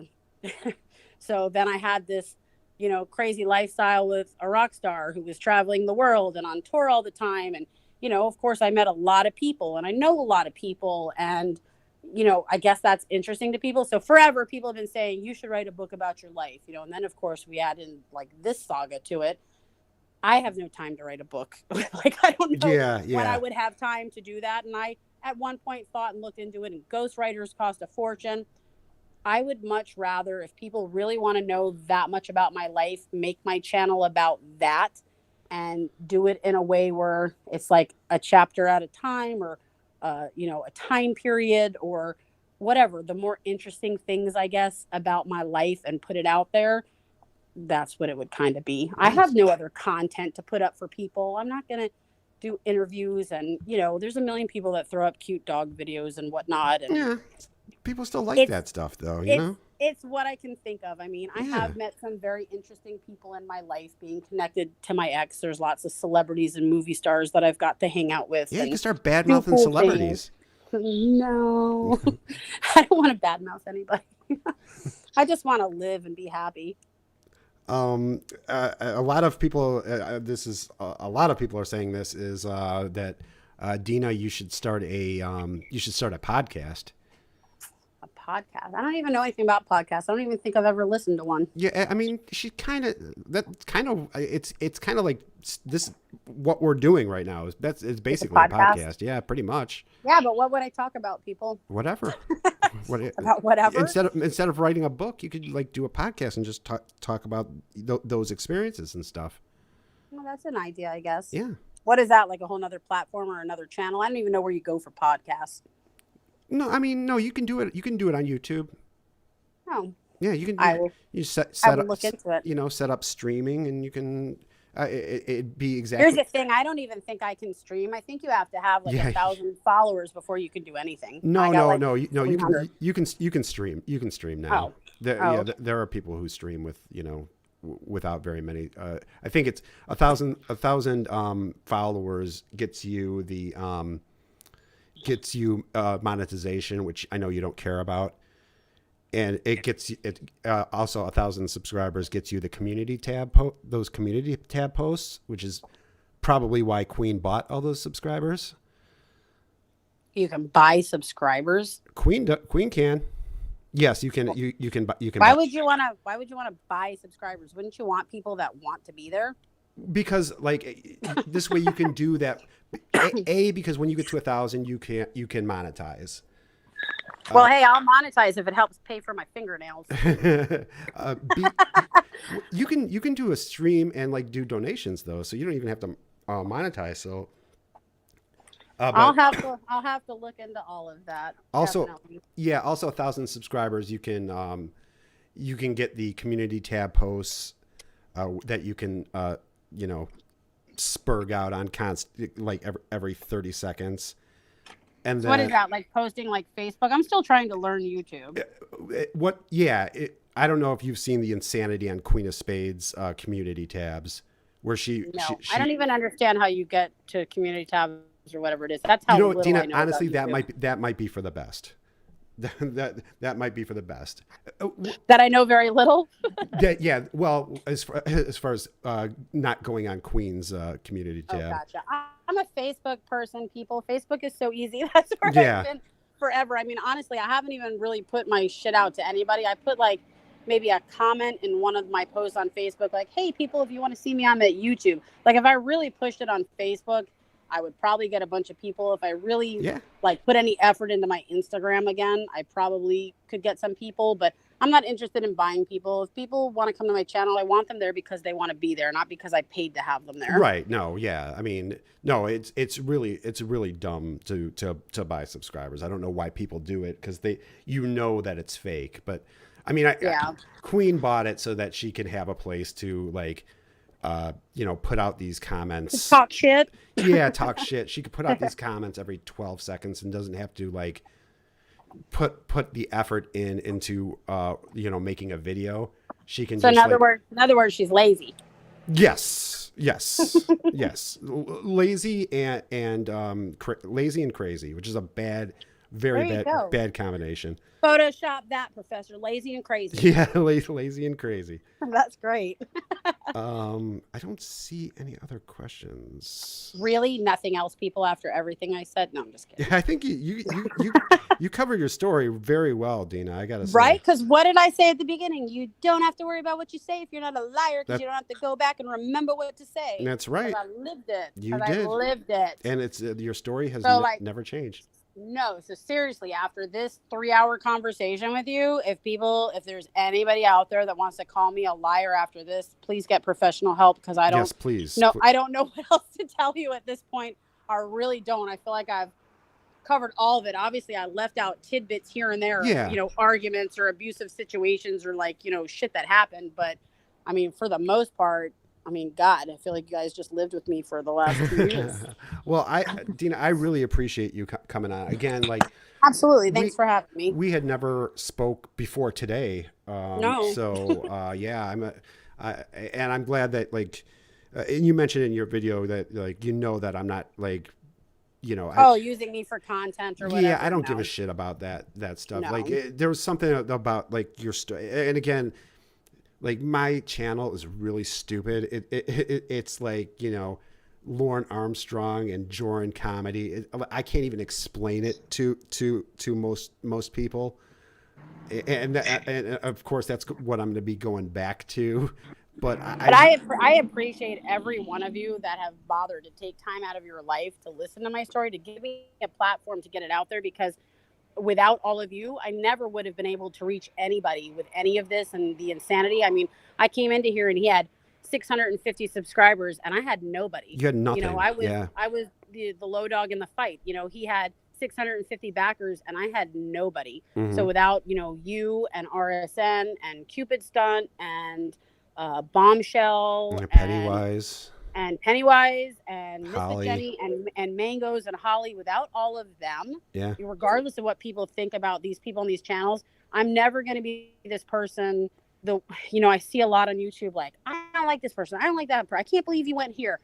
I have no problems with anybody. I've not been a part of this. So I'm sorry if someone's got an issue with G Mangoes or someone has an issue with Bombshell. All these people have been extremely polite to me and have helped me in ways to get stuff out. So, I owe them a thank you for that. So I'm sorry if other people don't like them for whatever reasons. I don't. Yeah, I think that's just kind of part of the drama community, which I guess I kind of don't understand. I'm never going to be a part of that drama, people. I'm not either, and that's kind of why another reason why I kind of wanted you to come on, because this is a whole different community, and the more different communities who get to hear your story, I think it's for the best. And that's a reason I came here, because I watched your stream, whatever it was, yesterday or the day before, when I popped in and said I need to hi, apologize for that first and foremost. Why?